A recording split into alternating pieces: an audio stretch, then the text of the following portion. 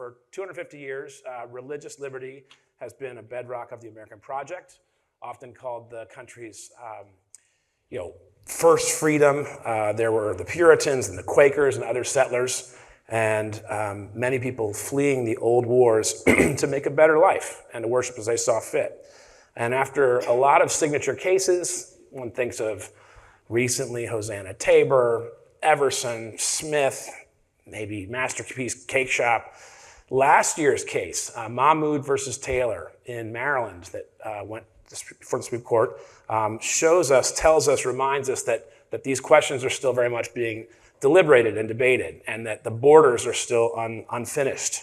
What major through lines, we wanted to ask these two outstanding speakers, have guided the Supreme Court over the course of the last decades on religious liberty? Are Americans' religious freedoms more protected, as some people suggest, today than they've ever been? This panel is looking at those trends, as well as we said, sort of institutional life, social trust shifts. And why did President Trump create this 14-member Religious Liberty Commission last year? Obviously, law is about principle, but also about the clashing of power, and what's all this mean for an increasingly minority-majority country. All right, we got great speakers before you. John's going to go first. Asma's going to go second. And then when you have a question, even along the way as they're speaking, feel free, if you would, to just put your table tent up, and we'll get in a queue and keep things moving. John is a law professor. He's a prolific writer. He's edited this wonderful book, 2020, called Uncommon Ground, with the late Tim Keller and a bunch of different authors. He's done two books of his own. One is called Learning to Disagree in 2024. The other is Confident Pluralism, published in 2016, which he talked about here in Faith Angle in 2015 alongside of Rabbi Jonathan Sachs. He runs the New Begin Fellows program at Interfaith America, and he recently started a new podcast, which I urge you to take a look at, called Cross-Examined, with Evan Mandria, who's a criminal justice professor. Asma Uddin wears a lot of hats. She's a constitutional law professor at Michigan State University. And just this year, for a 2-year stint, she's actually serving as an Aspen Religion Society religion law scholar. I would really encourage taking a look at her Substack. I don't know how she does it, because there's a lot of writing, but it's great sort of following of the court, of the Supreme Court, High Court. She's done 2 books as well. The first is called The Politics of Vulnerability, 2021, and prior to that was in 2019, When Islam is Not a Religion. She serves on Notre Dame's Board of Religious Liberty Initiative Advisors, and she's had fellowships at UCLA and Harvard. So we're going to go John, then Asma, then you. John, the floor is yours. Welcome back to Faith Angle. Thanks, Josh. Thanks, everyone, for being here and for the invitation. It's great to see you all. I should mention at the outset that I have to catch a plane halfway into lunch, so if something provokes you, get me at the first part of lunch. My goal in the opening comments today is to set a broader context for both pluralism and religious freedom in American life over the past 25 years, or roughly the time since the first Faith Angle Forum took place in 1999. My principal claim is that constitutional protections are stronger than they were then, even as the social and epistemic conditions for pluralism have grown more fragile. I'd like to reflect on 3 different levels, descriptively, normatively, and a bit autobiographically. I spent the early 2000s not as an academic, but as a government lawyer in Washington, D.C., where I think half the room is from today. I was deeply engaged at the time in Christian community, and still am. I worshiped and volunteered at what was then the Falls Church Episcopal, where I would occasionally run into Mike Gerson and other Bush-era evangelicals. I was part of the demographic and even some of the particular communities that Colleen Carroll wrote about in her 2002 book, The New Faithful. At the time, I would have readily and publicly identified as an evangelical. The early 2000s feel like a very long time ago. So what has changed, and what does that tell us about the moment we're in now? Let me offer some tentative thoughts about 3 positive trends, 3 negative trends, and what it means today. Positive. First, civil liberties are still for losers. This has always been true, but the political instability of the past generation, combined with the consolidation of executive power by both political parties, has reminded a lot of Americans of their need for civil liberties when the other side gains power. You don't need the First Amendment when you win the political process. You either write the laws you want, or you write exemptions to protect your interests. It's when you've lost that you most need protections for your rights to dissent, to speak freely, and to exercise your religion. Over the past few decades, everyone has experienced being a political loser at one time or another. Second, doctrine around the free exercise of religion has gotten much better. The early 2000s were not particularly strong when it came to free exercise. Smith, the peyote case, had been around for a decade, and the ensuing fight between Congress and the Supreme Court had left both constitutional and statutory free exercise protections fairly limited. Litigators had largely begun to rely on the free speech clause to protect religious liberty interests. The intervening years have seen strengthened constitutional free exercise protections in cases like Fulton, Tandon, and perhaps most significantly, Hosanna Tabor. And litigants have also prevailed statutorily in cases like Hobby Lobby. Litigation advocacy groups like Beckett and the Alliance Defending Freedom have done important work to meaningfully strengthen these protections. I should say I'm less sure about developments related to the Establishment Clause. That area of the law seems to be trending toward the court's history, text, and tradition framework, which seems to work out very well for white Protestants and maybe not as good for everyone else. I'm also still waiting for the modern Supreme Court to acknowledge the subject of my entire scholarly career, my first book, which Josh forgot about, The First Amendment's Right of Assembly. I'm just kidding. I'm sorry. It appears with the court that I'm playing the long game. But even with this important oversight, the state of religious liberty in this country is as strong as it's ever been. The third positive trend is not legal, but social. For more Americans, diversity is now a lived reality.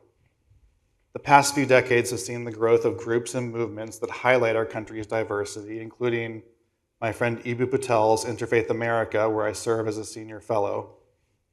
There are more mixed-race kids, more out-gay kids, and at least in some parts of the country, more immigrant kids and more religious diversity. To put this more succinctly, much of Gen Z experiences diversity differently than their grandparents. This is generally a positive trend, but it doesn't necessarily translate to a better understanding of pluralism or deepening trust across differences. That's the good news. Here are three negative trends. First, trust in institutions and expertise continues to plummet, which means we have fewer shared authorities to mediate our disagreements. We're seeing this across the board, not only with respect to government institutions, which have struggled with public trust since Watergate, but in institutions of higher education, journalism, and religion.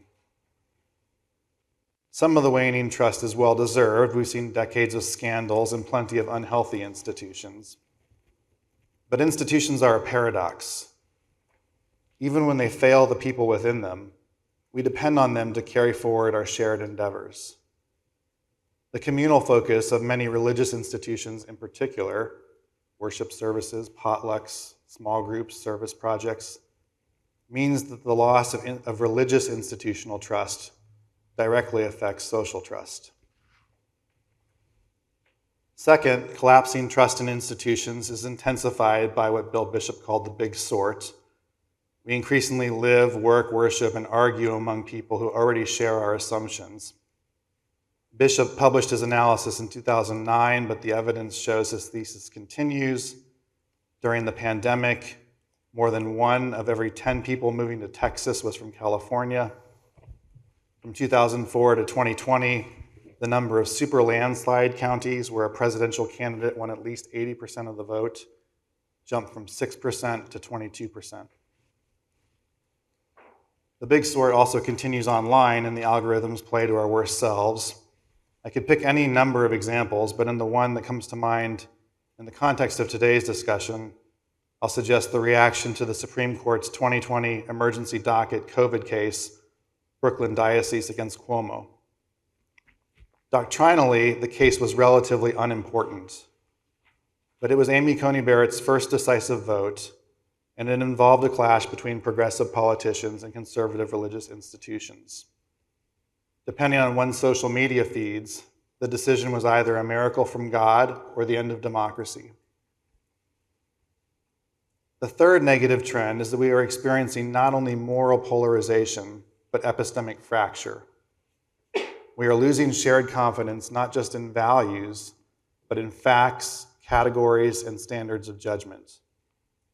Factual claims become moral certainties, legal conclusions become mere opinions, moral beliefs become factual imperatives. When we blur these categories in our personal and public disagreements, the consequences are not merely theoretical. Disagreements that should be about evidence turn into battles over identity. Claims that require careful legal analysis are flattened into conclusory statements. Moral judgments become weaponized as if they were proof of what happened. This kind of category confusion corrodes democratic trust. People stop believing in any kind of shared public and assume bad faith from those who see things differently. Once we lose the ability to separate what we know, what we can prove, and what we value, we make it nearly impossible to reason together about anything that matters. Religious belief contributes to this epistemic problem, but it's not just religious belief. The old Rawlsian hope of shared public reason to navigate our differences has unraveled as much in secular echo chambers as it has in religious ones. This confusion is amplified by a style of public discourse built on hyperbole, moral panic, and bad faith interpretations. It manifests in characterizing one's political opponents as not simply wrong, but actually evil. The point is as much pragmatic as it is normative. When you expend your rhetorical firepower on hyperbole and overgeneralizations, there won't be anything left to confront the people who come much closer to actually embodying the labels you're using. If my diagnosis here is correct, stronger legal protections but weaker cultural conditions for pluralism, here are three things you might consider covering in our current moment. First, watch the relationship between legal stability and social fragility.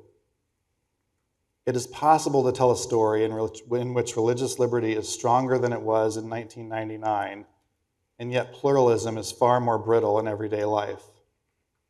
This might also mean that any individual religious liberty decision is less consequential than we might perceive it in the moment. That shouldn't surprise us. Our deepest cultural conflicts are not usually about technical legal doctrines. They are more symbolically and substantively charged and more likely to be narrated as existential struggles. Constitutional doctrine matters, but it is often boring and incremental. Second, pay attention to emerging coalitions. In a moment of growing institutional distrust and political sorting, old alignments might explain less than they once did. This is true among evangelicals, among Catholics, across interfaith coalitions, and among people who share religious beliefs but are politically different in other ways. Denominational affiliations within Protestantism matter far less than the political temperament of local congregations. Gen Z Christians generally don't care about Methodist history or Presbyterian polity, but they are looking for Christians who share certain baseline commitments. This is also true on the political right. One of Trump's truly astounding political accomplishments was bringing together Pentecostals like Paula White and Southern Baptists like Robert Jeffress. We'd seen hints of these coalitions in the Reagan era, but nothing like what Trump was able to do. The old labels still matter, but they do less explanatory work than they once did. Third, highlight the epistemic environment in which religious and political difference is being interpreted. Social media and the collapse of trust in mediating institutions makes it far easier to caricature opponents, flatten legal disputes, and conflate factual and moral claims. That confusion is becoming one of the defining pressures on pluralism. The danger here is not simply misinformation, it is the loss of categories we need to reason together. So pay attention to outcomes, but also to the quality of the arguments surrounding those outcomes. What counts as evidence? What gets framed as threat? How quickly does disagreement convert into bad faith? This is going to be difficult because the same forces I've been describing, distrust, political sorting, and technology, now shape not only what people believe, but what they think counts as evidence in the first place.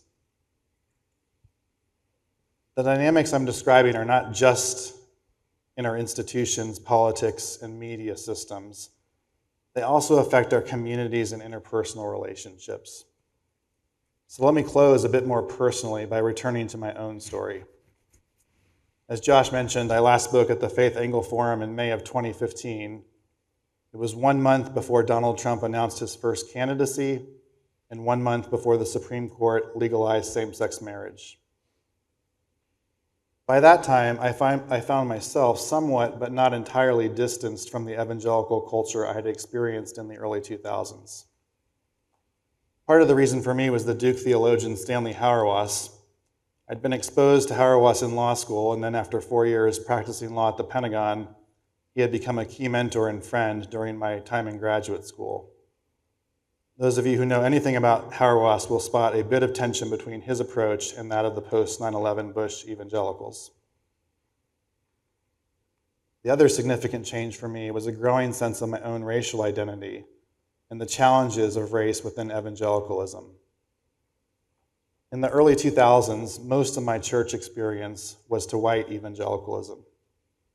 We would not have called it that back then, and even today the category is more nuanced than the caricature that sometimes occupies the public consciousness.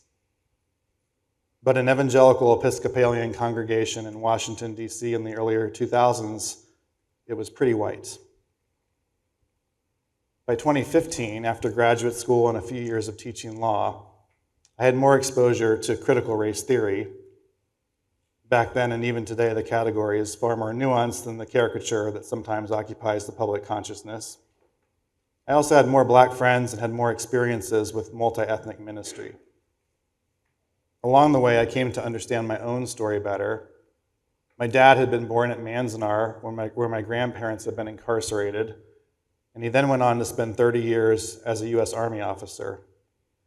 Understanding the paradox of his life helped me better understand my own. It also helped me see why I wasn't exactly a white evangelical. And I began to speak and write more about these tensions. In early 2016, I published a fairly benign opinion piece in the Washington Post titled, "Do Black Lives Matter to Evangelicals?" That piece cost me some friendships, and in hindsight, probably hinted at things to come. But back to the 2015 Faith Angle Forum. My assigned topic was religious liberty in the American culture wars. At the time, one of the biggest questions was whether religious adherents who maintained traditional views of marriage would have a place in our pluralistic society or would instead be viewed as the equivalent of racial bigots. Some progressives clearly hoped for the latter. As I said in my comments then, 2015 was a good time to ask whether we really think that Gordon College is like Bob Jones in 1983, whether InterVarsity is like a neo-Nazi group, and whether Tim Keller is like the Grand Wizard of the Klan. I did ask his permission before that analogy. In 2015, I worried that progressive elites would treat some traditional religious convictions as morally disqualifying from public life.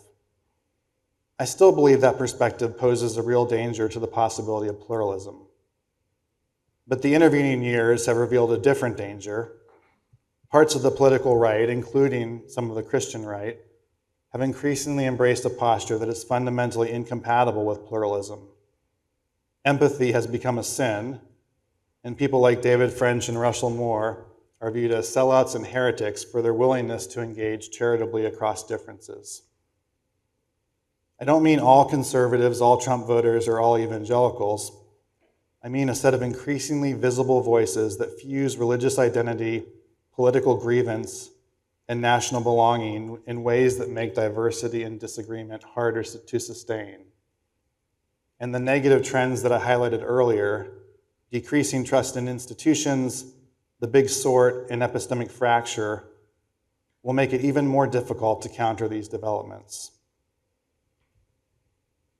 As we gathered last evening, Josh called attention to John Perkins, who died this past Friday. I'd like to end my remarks with his words. The civil rights leader and evangelical Christian lived a life that speaks to the stakes of our current moments. Raised in segregated Mississippi, Perkins founded Voice of Calvary Ministries in the 1960s and the Christian Community Development Association in 1989. As he grew older, his views became more complex. Here is what Perkins wrote in 2018, 2 years into the first Trump administration. As I come closer to the end of my journey, I am aware that community development can take us only so far because this is a gospel issue. The problem is that there is a gaping hole in our gospel. We have preached a gospel that leaves us believing we can be reconciled to God, but not reconciled to our brothers and sisters who don't look like us, brothers and sisters with whom we are, in fact, one blood. We are at a unique moment in our history. We've come through and in many ways are in the midst of great upheaval. The soul of our nation has been laid bare.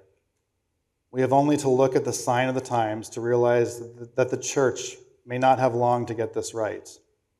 We may not have much time left to offer the world a glimpse of our unity that will point the eyes of the watching world to the power of our great God.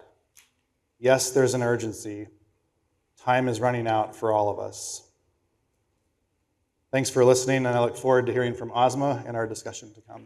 Thank you, John. That was lovely. Appreciate that. Thank you. Oh, my mic is working now. So it's wonderful to be here. Thank you to Josh and the Faith Angle Forum for inviting me. Josh mentioned in his intro that I teach constitutional law at Michigan State, and I'm also the religion scholar at Aspen. But before I entered the academy, I spent a number of years litigating religious liberty issues. I was at the Becket Fund for Religious Liberty. Many of you might be familiar with the Becket Fund. It's a Washington, D.C. based nonprofit law firm that specializes only in religious liberty cases and has, at least since like 2000, I would say 11, definitely consistently been in the news because of its string of wins at the Supreme Court. A number of those cases that I will discuss today. But before I moved to DC, well before I moved to DC and started at the Becket Fund, my story actually starts right here in Miami. I was born and raised in Miami. This is where I was all through my entire life until I left for law school. And the story that of my dedication to religious liberty is really rooted in the story that I experienced here. This is a place where I was born again, where my father, as most Muslims do, whispered the call to prayer at the moment of my birth, setting the stage of my dedication to my religion and the example of devotion that he always sort of modeled for me, devotion specifically to Islam as a religion. And this was a person who was successful in all the material worldly ways, but who never sort of thought of success in those terms, but always thought of them in terms of what he was doing, his purpose, his greater purpose, and where he was headed after this life, which unfortunately came too soon because he was diagnosed with terminal cancer when he had just turned 56, and he passed 4 months after his diagnosis. But before then, he kind of lived this life of wanting to help this community. He grew this community. My father's stamp is everywhere here. It's stamped in, he was a civil engineer, he had his own firm, he designed large parts of the Miami International Airport, the seaport where the cruise ships dock. Right at the time, right before he was diagnosed, he had a contract to build at Liberty City, which is our affordable housing development here, to build, which I still don't see, the above ground sort of subway system that we are connecting the airport to downtown. Etc. And this was a city that he built not just in terms of the buildings and the structures, but also just in the people and in contributing back to them in so many different ways and helping people with things like their immigration paperwork, with giving interest-free loans out of his own wealth to people who had who wanted to buy a home, and he didn't want them to have to pay interest because usury is prohibited in Islam. Sometimes it's extended to really high interest loans. And the other thing he did, I mean, he was also the person, he had the entire Quran memorized, and so he has gone down, sort of in the history books, as the person to lead the first ever Taraweeh prayers in South Florida when he was just a bachelor in his apartment, here again in Miami. And Taraweeh prayers are during Ramadan. Again, we're right here in the middle of Ramadan. And in the late nights, the person leading the prayer recites a different portion of the Quran, and the idea is that by the end of the month, you should have completed the entire Quran. And so it really helps to have somebody who has memorized it. But the other thing here is that he was also the one who designed the Islamic Center of Miami. And the story that I know a few of you have heard about before is that that was also a story that represents to me sort of the inherent complexities and conflict of religious liberty, the way that it intersects with power and stories of belonging. That just a few years after his way too early death, the Golden Dome on this Islamic Center of Miami was horribly vandalized. Vandals actually shot through the dome 51 times, or 51 bullets that appeared in that dome. There were vandals who came to the parking lot and slashed tires.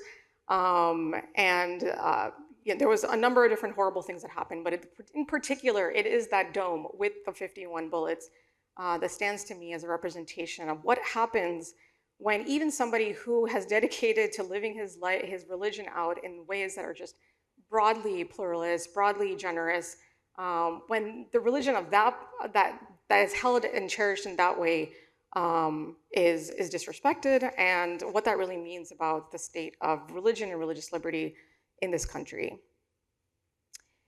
So again, I begin with this not because it's dramatic, though again it is, but because it names the question that runs underneath everything I want to say today. The question of whose religious life the law actually takes seriously. That is a question about power, about who fits the stories we tell about religious freedom in America. And it is a question that has been quietly running through every major religious liberty case the Supreme Court has decided in the last 15 years. But let me take you back even before the last 15 years to the case that if you're going to sort of understand the development of religious liberty law, I think most recently you kind of have to go back to the Employment Division v. Smith case that was decided in 1990, in which it was a Native American believer that was at issue there, but the ultimate ruling that came out of that case is that Justice Scalia, of all the justices, it's always sort of ironic to people, decided that there was going to be a new rule in free exercise law, and that's going to be that instead of getting a very high level of review every time the government imposes a burden on religious exercise, instead there was going to be this really deferential rule. And if the law in question, that is, again, restricting someone's religious exercise, is neutral and generally applicable, which means that it's something that applies to everyone and it wasn't enacted out of anti-religious discrimination, then that's actually going to stand. It doesn't matter what type of burden it's placing on your religious exercise, that was going to pass constitutional scrutiny. And that decision there was like just the beginning of this sort of new story, because in the immediate aftermath, there was a lot of dissension across the political spectrum, across all religious communities almost, where they understood that this was really problematic. And at the time, it was really kind of understood as a huge burden on religious minorities, because typically if a law is going to burden religious exercise, it's going to be the types of religious exercise that lawmakers who belong oftentimes to the majority religion are not going to be familiar with. Right, so inherently, they're going to be careful about certain Christian practices that are well known, but less so when it comes to religious minorities. So in the immediate aftermath of Smith, this is where sort of the story is beginning, and it kind of just really picks up, in my view, in 2014. But in the immediate aftermath of Smith, in 1993, Congress passed the Religious Freedom Restoration Act, which is a statute that applies at the federal level, and to the extent that various states have enacted their own version, there are state versions of this. And it basically says, religious freedom restoration, right? So we're gonna go back to the previous rule, which is like the governments are not gonna be as easily able to enact these laws and get away with it. There's gonna be a much higher level of constitutional scrutiny.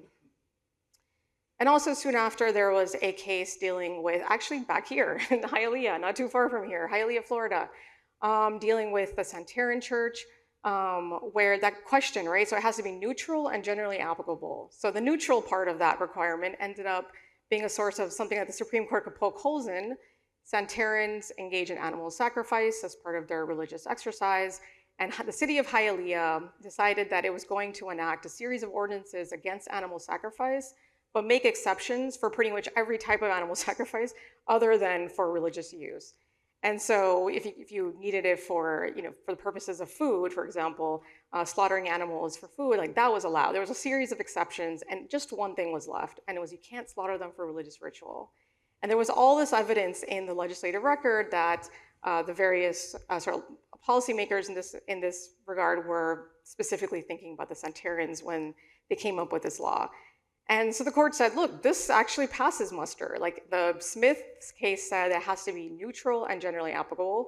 And this is clearly not neutral because there's all this evidence that this was only enacted because they don't like members of the Santeran Church, the Church of, in this case, Church of Lukumi. And so that was the first kind of poke. And then after that, there's like this part of this where it's like the generally applicable thing. That's really kind of gotten a lot of attention recently. There's cases just a few years ago, and a lot of these are actually Becket Fund cases. Again, the same place where I used to work not too long ago. One of them is Fulton v. City of Philadelphia. It's a case that came, again, out of Philadelphia involving the Catholic Social Services, and Catholic Social Services did not want to certify same-sex couples as foster parents, and this case went to the Supreme Court, and the Supreme Court said, this isn't a generally applicable law because look, right here in the contract with the city, the anti-discrimination provision says that at the commissioner's discretion, the commissioner can actually waive this requirement, this anti-discrimination requirement.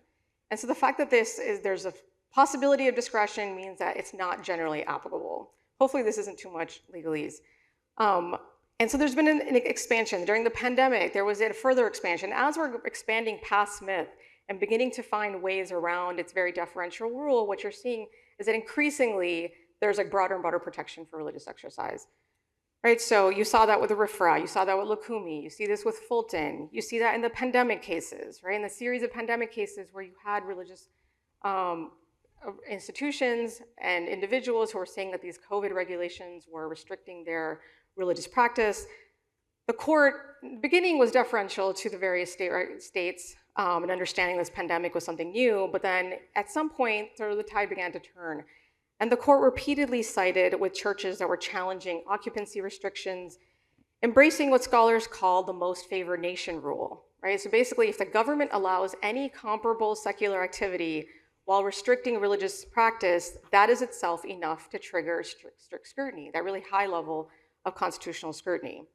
Right, so now it's like you don't have to show that the government targeted you. You don't have to have that neutral, again, that requirement in Smith, that this is neutral and generally applicable. You just have to find a secular comparator that got treated better.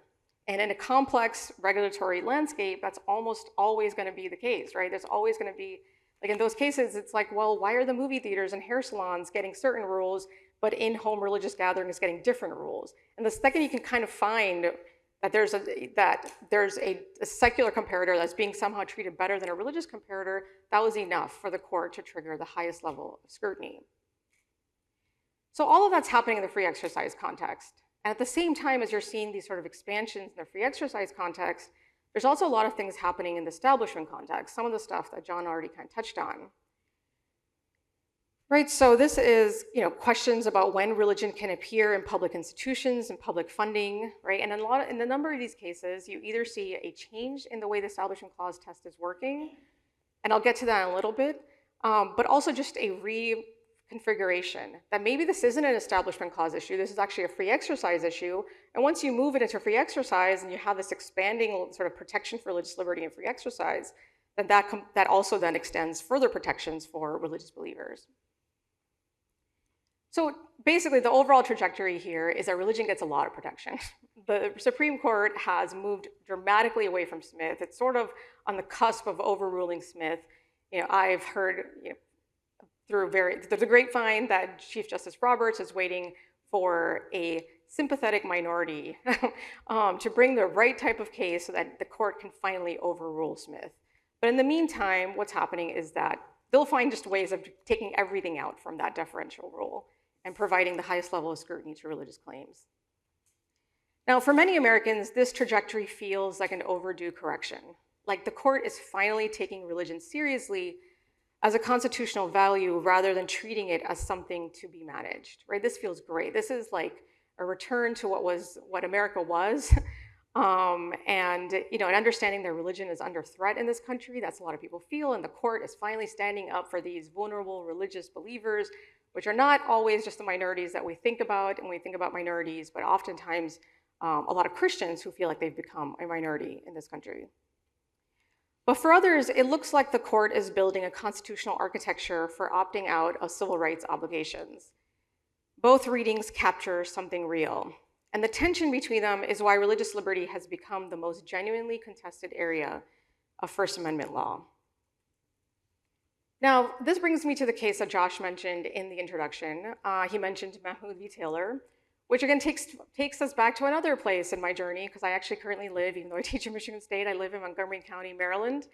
And that is where the Mahmoud v. Taylor case sort of came out of. And it was a decision by the Montgomery County Public Schools to have an LGBTQ inclusive storybooks, to require them.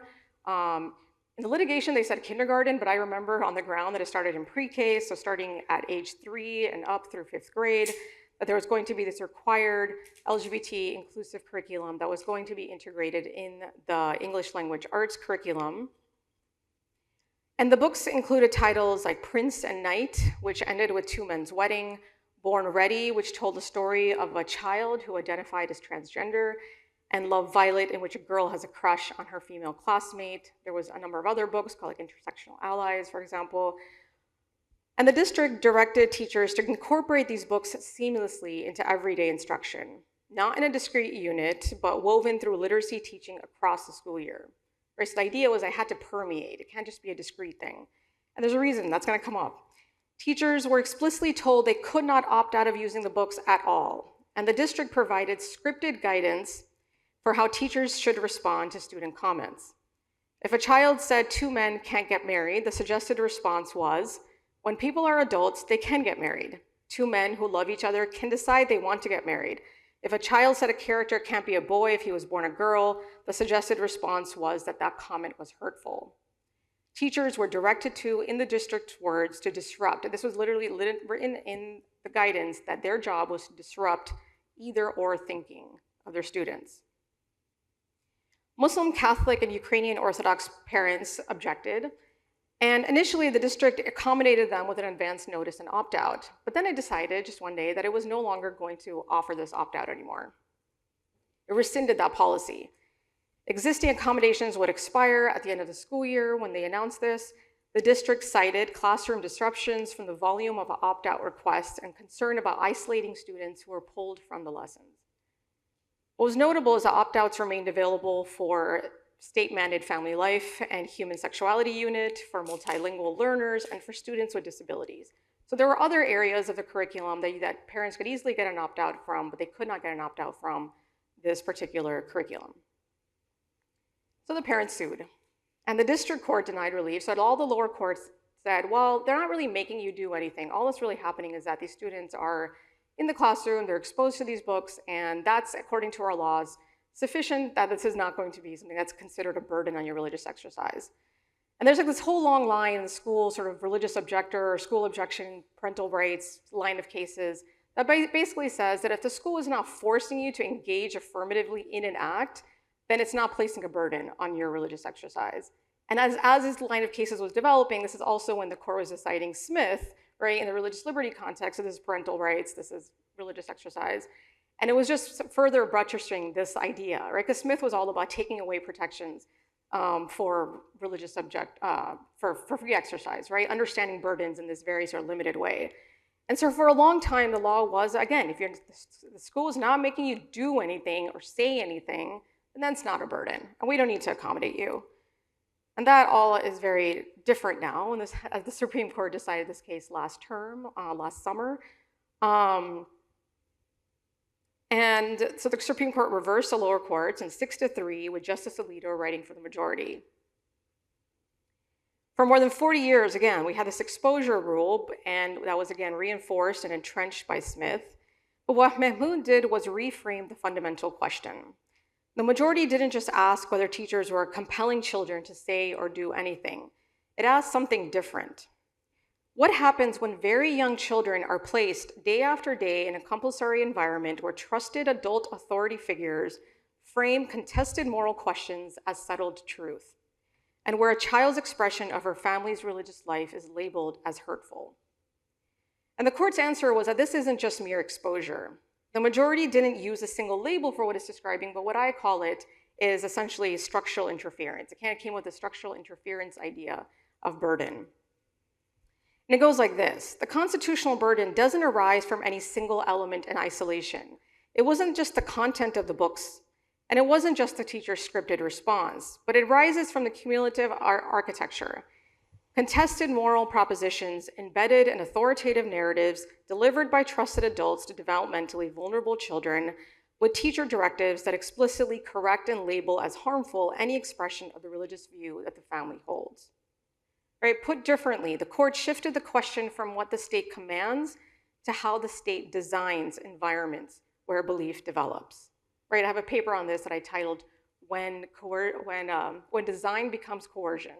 When it's the very design of the curriculum that exerts this coercion on religious exercise. And the court held that Smith's neutrality and general applicability framework doesn't get to be the end of the analysis when the burden is of the character recognized also in this other case back that was decided in 1972. It was called Wisconsin v. Yoder. This was the case that was completely interpreted in the context of Mahmoud. And in that case, it was Amish parents who wanted to who basically contested mandatory public schooling through 12th grade and said that their children should only be required to go up through 8th grade because beyond that, it would begin to interfere with their ability to raise them in the Amish way of life. And the court at that time actually voted in favor of the Amish families. And for a long time, it was interpreted that this is very something specific to the Amish community because they have their own ways of structuring and training their youth to become productive adults in American society. And the court kind of rejected that very limited reading of Wisconsin v. Yoder and said, in fact, when a burden begins to look like that there's something about public schooling or a state creating a burden that on the moral formation of children, then that's going to be enough to be able to trigger strict scrutiny or this higher level, again, strict scrutiny being the higher level of constitutional scrutiny. All right, major development, because now we move past the exposure rule and we move past this very limited reading of Yoder. Let me know if I'm going too long. 5 minutes. Okay, so I only have 5 minutes, which means I'm going to skip 75% of my talk. But I'm sure there'll be plenty of it that'll come up in conversation. And of course, the dissent, as you can imagine, with Justice Sotomayor, Justices Kagan and Jackson brought up a number of concerns here. They're like, well, this is so different from what we're used to the law being. You're just creating a whole new rule. And this is going to lead to administrative chaos. What else can parents potentially ask for exemptions from? And that they just felt that it transferred much too much control from democratically elected school boards to federal courts and individual parents. The one thing I do want to squeeze in here before I have to stop is the politics there, because again, I'm on the ground here in Montgomery County. I'm just kind of seeing what's happening. My children were in Montgomery County Public School. One of them still is. And so this was very personal for me. And what was really interesting was also that, up until this point, being at the Becket Fund, being at a place that, it's for all lawyers of all religions, for, claimants of all religions, but ultimately the nature of firm is that it's mostly Christians. Most of the cases we worked on were Christians, involved Christian plaintiffs. But in this case, it was just something was very different. It was the Muslims primarily that became the face of this case. They were the ones that kind of leading a number of the protests. It wasn't just them, but they did get outsized media coverage. And it was just suddenly, it was just this sort of mixing up all the things that I was used to, right? Because the way I had come to understand it and the way that the story always played out in the media, including probably from a number of people here, is that there are going to be these conservative things, these things that we're going to think of as conservative, as anti-civil rights, as anti-minority rights, and that's usually going to be lined up with conservative Christians and their claims.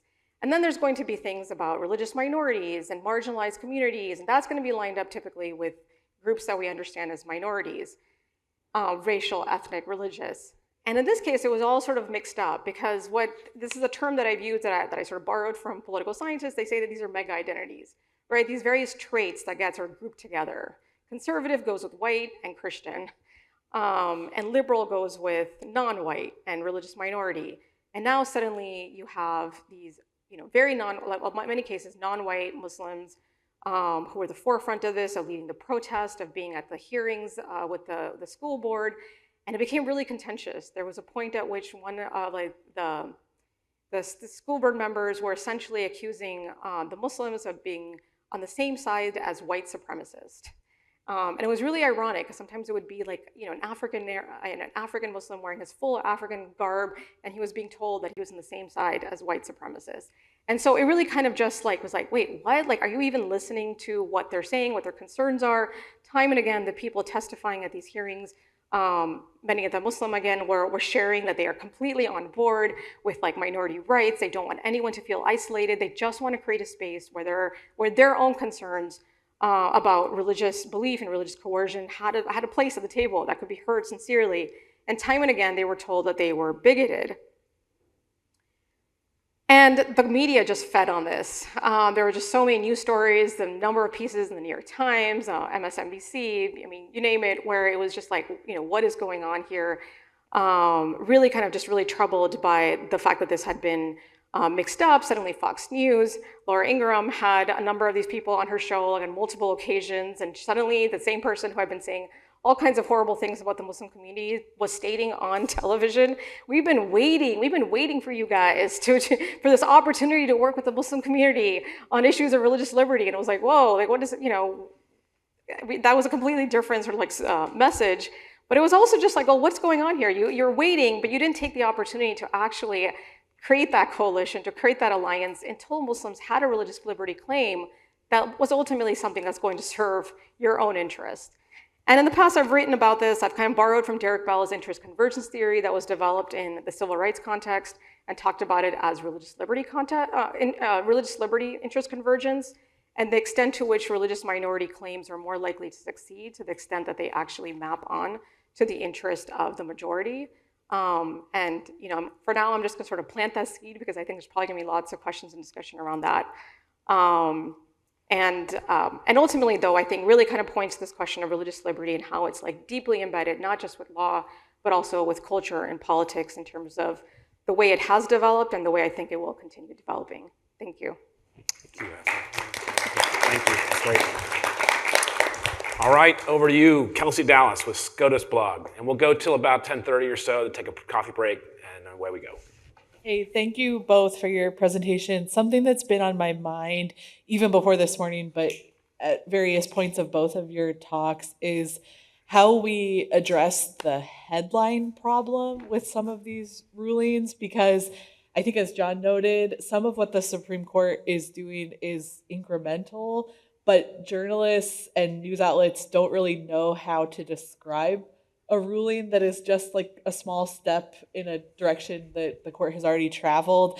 And so often headlines are pitched in this kind of hair on fire tone, like, you won't believe what the Supreme Court just did. And I struggle with that because I now work at SCOTUS blog, which has pretty dry headlines. It's just sort of just the facts, here's what happened. And SCOTUS blog is lucky to have a very dedicated following, but if we were a new outlet trying to inform people, I just don't think there would be much of an audience because there's nothing that jazzy in the headline to get people to click on it and read it. And so I guess my question for you both is, what are news outlets to do to write an accurate, thoughtful headline, but still catch people's attention? Well, I think, distinguishing cultural significance from constitution can be, Masterpiece Cake Shop was a huge cultural case, not much of a doctrinal case. And to be able to make even that basic distinction. And then also, I don't think the justices are always helpful on this front. So you could, in your writing, call them to account more in what they're saying, and when their predictions are wrong, go back and, the nice thing is they write them all down, so you can go back and see them. Justice Ginsburg, in her Hobby Lobby dissent, thought that corporate America was going to find religion and it was all going to be over. That didn't happen. So when you see these predictions, especially in the dissents, but a lot of the justices are increasingly writing for public audiences, which I think is not good. And so when you see their rhetoric get out of the lane, then call them on it and help your readers see why the justices are being more like pundits and less like judges when they veer out of that lane. Yeah, I mean, John brings up judicial rhetoric. That's something also that I've been looking at in my scholarship. But also specifically kind of what I've been doing is not just looking at the rhetoric, but also talking about ways that we can pull from social science to change the nature of the rhetoric, or like what might be like a guide for the court in terms of how it writes its opinions, and leaning on things like cultural cognition, right? It's a known pattern that people are always going to understand a ruling and agree with it or disagree with it depending on how it fits with their preconceived or idea of what is the right result.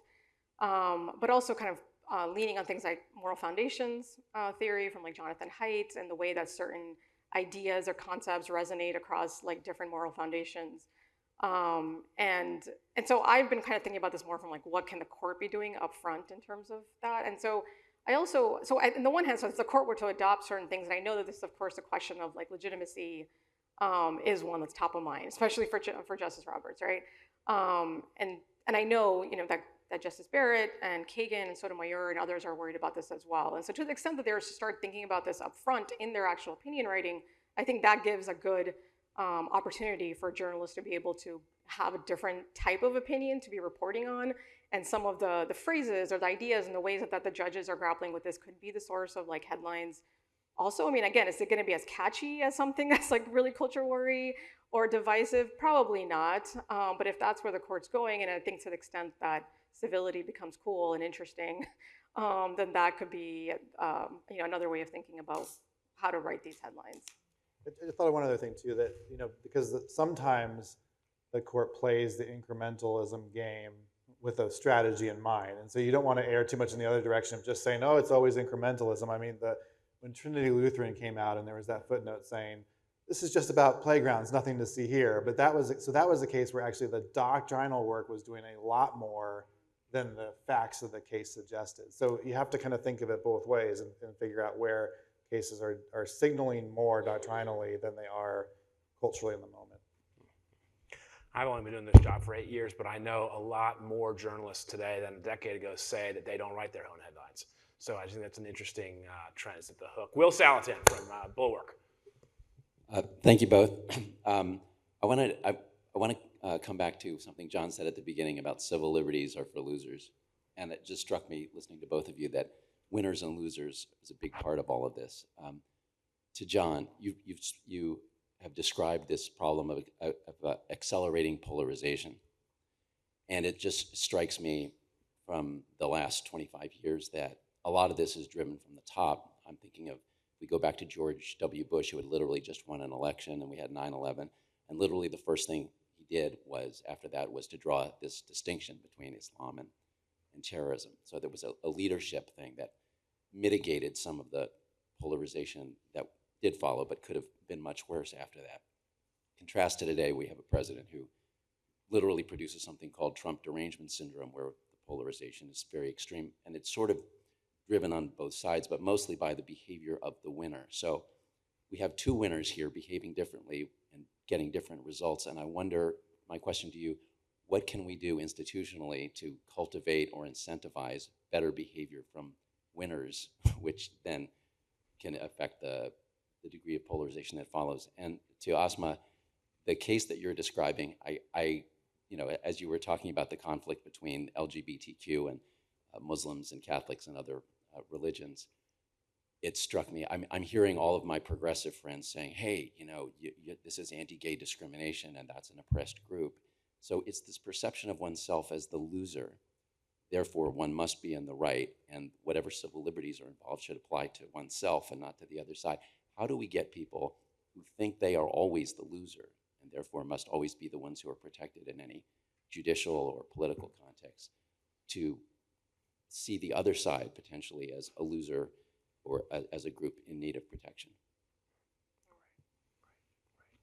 Yeah, thanks for that, Will. I mean, presidential rhetoric matters, and we've almost collectively forgotten that because it's been so loud and desensitized in the current moment. But what you can do from that platform to mitigate, it's not always to quell, but to mitigate these fears and anxieties and distrust of the other is extremely important. So I guess the response is we work hard to get other people who can do that differently.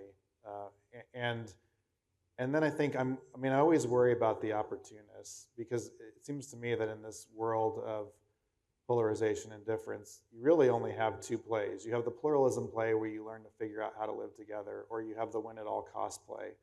And there are plenty of opportunists and instrumentalists who will run the pluralism game when they're the political losers in order to get the win and then flip modes. So we, the rest of us, people who care about the pluralism option, have to do more to keep the instrumentalists to account. And I mean, we're going to see this flip. It happens every time. We're going to see powerful people flip the script and say, suddenly either pluralism matters or it doesn't. And pay attention to the people who advocate from positions of power for the importance of civil liberties. And I think we have to habituate ourselves to require that of our leaders. And this has been going on a long time. It was Earl Warren and Franklin Roosevelt who made possible the Japanese-American internment. So when people get in power, they tend to start to think that civil liberties matter less. And I think that's the only possible response to preserving pluralism, is to counter that tendency. Yeah, I mean, I tend to look to like human psychology for answers to those sorts of questions. And I've spent some time thinking about this. Like when it comes to this question of like winners and losers, and how do you understand that the other side might be losing something too? I mean, one of my books is called The Politics of Vulnerability. And it was specifically that. Like what I was doing was kind of going into the social science research around just like how vulnerability works, and specifically in like intergroup dynamics. And you know, a huge part of that is really just like perceptions of threat. Like you're never going to sort of think about those outside your group that you think are the source of threat if you feel like you are under threat. And so how do you help lower perceptions of threat in order to give people the space to be able to see outside their own fears?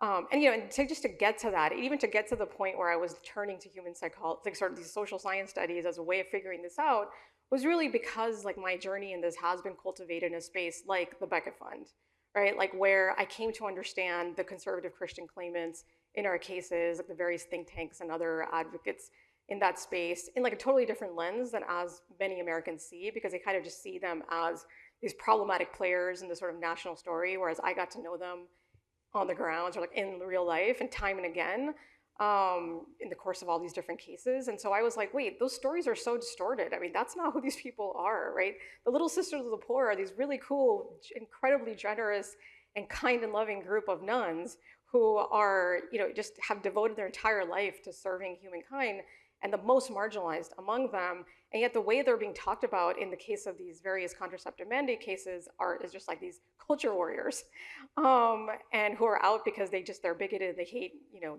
all, you know, other Americans, and they're trying to bring back like, you know, they're trying to like attack women's rights, etc. And I'm like, that's not who they are, right? So the more that I was kind of like immersed in these human stories, the more I understood that these narratives were as distorted as they are. And I also understood their story as stories of vulnerability, right? Like this is like, they do genuinely feel under threat. It's really easy to like roll our eyes when certain groups like that we think are in the powerful majority make these claims of vulnerability. But there's just something about when you learn the human story that you begin to understand that differently. And so, you know, I think that's a huge part of it. It's like, how do you help people just sort of lower their guard, like reduce their perceptions of threat so they can actually begin to see outside their fear? And what's interesting is that I really kind of came to this, I was grappling with this when I was on tour with my first book, which is titled when Islam is not a religion inside America's fight for religious freedom. And in that book, I mean, I detail sort of all the different ways that Islam has been characterized as something as not a religion. I mean, sometimes in those precise words. There was a case out of Murfreesboro, Tennessee, where the Islamic Center of Murfreesboro, trying to build a mosque, and Frank Gaffney and company come into court and actually put up a bunch of witnesses, who were saying that Islam, the Muslim community should not have the protections of religious land use statutes because Islam is not a religion. It has a dangerous political ideology, and this mosque is actually just a place where terrorists are going to be able to sort of hide out. And the same type of claim coming up even in the context of Muslim cemeteries. Apparently, Muslim cemeteries are terrorist training grounds. And this is like a book that came out in 2019, and right now we're sitting here, and this is all happening all over again, right? In Texas and Oklahoma and all kinds of other places. And so, I'm on tour with this, and what's interesting is that I'm really kind of critical of conservatives in this book because a lot of these people tend to be aligned with conservative causes. And it was really sort of surprising to me when I got these invitations to present at really, really conservative conferences and other opportunities, right? So it was like national religious broadcasters kind of put on the plenary stage, which, by the way, Frank Gaffney actually did show up right before that to warn the audience that there was going to be a Sharia supremacist who was going to be taking the stage. I was in the green room watching this on the screen, and I was like, oh my God. And he was just like, warning the audience, and then, anyway, it was just I sort of opened politics of vulnerability with that story because it was just that moment of like seeing that, and then my coming out on stage, and Janet Parshall, who's super, super conservative in the space. As you might know, she's a radio broadcaster, and she apologized to me in front of the entire audience for this sort of unexpected statement that Frank Gaffney had made before I took the stage. And it raised a question. It's like, why am I here? Why is Janet Parshall like defending me and like apologizing to me in front of everyone? And it really kind of made me think that like, what is it about the way I talk about Muslim interests and the way that even in the midst of that, critiquing the people sitting in front of me, that they're still willing to give me this platform. And I think it was because, again, like I had been someone who had this history at Beckett, that I had seen like the causes that they fight for as causes that I thought had some merit. And so they didn't feel threatened in that way for me, right? So they were more open to hearing my story. And I saw this time and again, there were other contexts as well. So I think that's my response to essentially both of those questions about winners and losers, and really just sort of like how we understand the other side as losers too. Great, thanks. Jack Jenkins with Religion News Service. Yeah, first of all, thank you both for your comments. I learned a lot. And I kind of just want to update, I want to pull your analyses, your respective analyses into kind of some more contemporary examples, right? Both the winners and losers rhetoric, as well as kind of the developing legal scaffolding around religious freedom over the last year, particularly in this new Trump administration. Given what you've said, it's not entirely surprising. There's been a lot of religious liberty conversation actually in liberal and progressive religious communities over the last year. They involve, federal agents have ended up on church grounds while conducting immigration enforcement. That's the subject now of at least 4 different lawsuits filed by dozens of religious denominations and regional bodies. The president and the Speaker of the House openly condemned an Episcopal bishop for preaching a sermon in her own cathedral. That's less of a legal question, but more kind of speaks to who gets to have religious freedom in public. Faith leaders have been providing, faith leaders have been barred from accessing immigrants who are being held by DHS in multiple facilities. That has resulted in protests, lawsuits, and even comment from the Pope. And over 100 faith leaders have been arrested and shot at by federal agents with pepper balls and pepper rounds, and even tear gas while protesting, and in some cases praying. Most of those are now being litigated in court, but Beckett and ADF aren't a part of any of them, to my knowledge. And when Speaker Johnson, who's a former ADF staffer, was asked about this multiple times, he dismissed the claims, particularly of the pastors who had been shot with pepper balls and pepper rounds, and then invented a scenario that did not occur around it.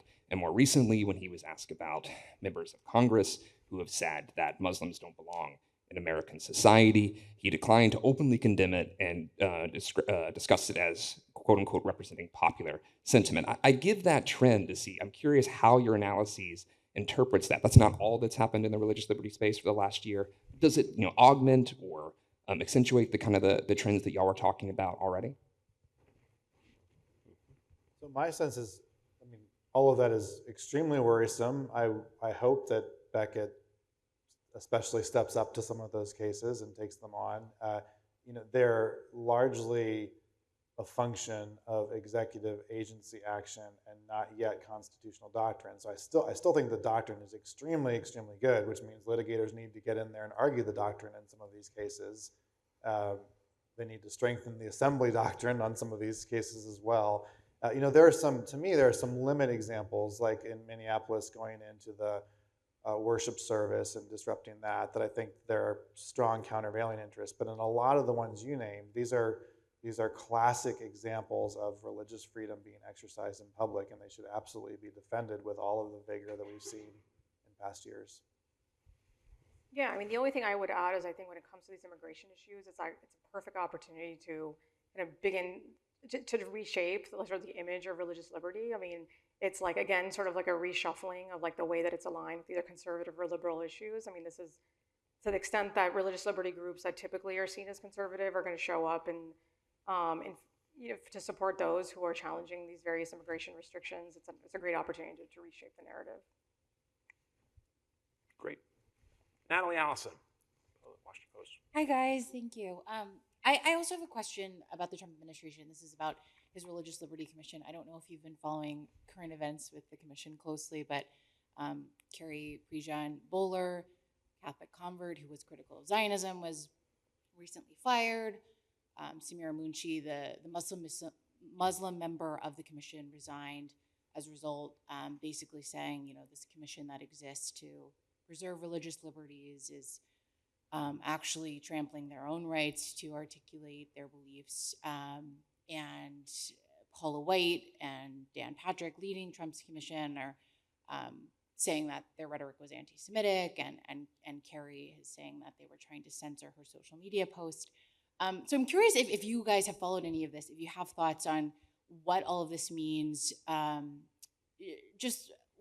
about the Trump administration's approach to religious liberty, particularly when they were touting this coalition where Trump did make some gains with Muslim Americans and, of course, with Jewish Americans, and has touted their openness to Catholicism and a number of Catholic people in the administration. But you have a prominent Catholic member of the board now saying that the administration is becoming anti-Catholic, and of course in the last week you have people pointing to Doug Wilson coming into the Pentagon to give a speech and highlighting the fact that he has called for public Catholic processions to be banned. So I'm just curious, if you guys have thoughts on how the Trump administration is handling these religious liberty issues when it seems like everyone's religious liberties are trampling each other right now. Like, they tried to sort of bring everyone in and give them a platform, and then they're all kind of like going after each other, and ultimately some people are just getting banned in the process. So do you have thoughts on where they are now and just what the way forward might be for them?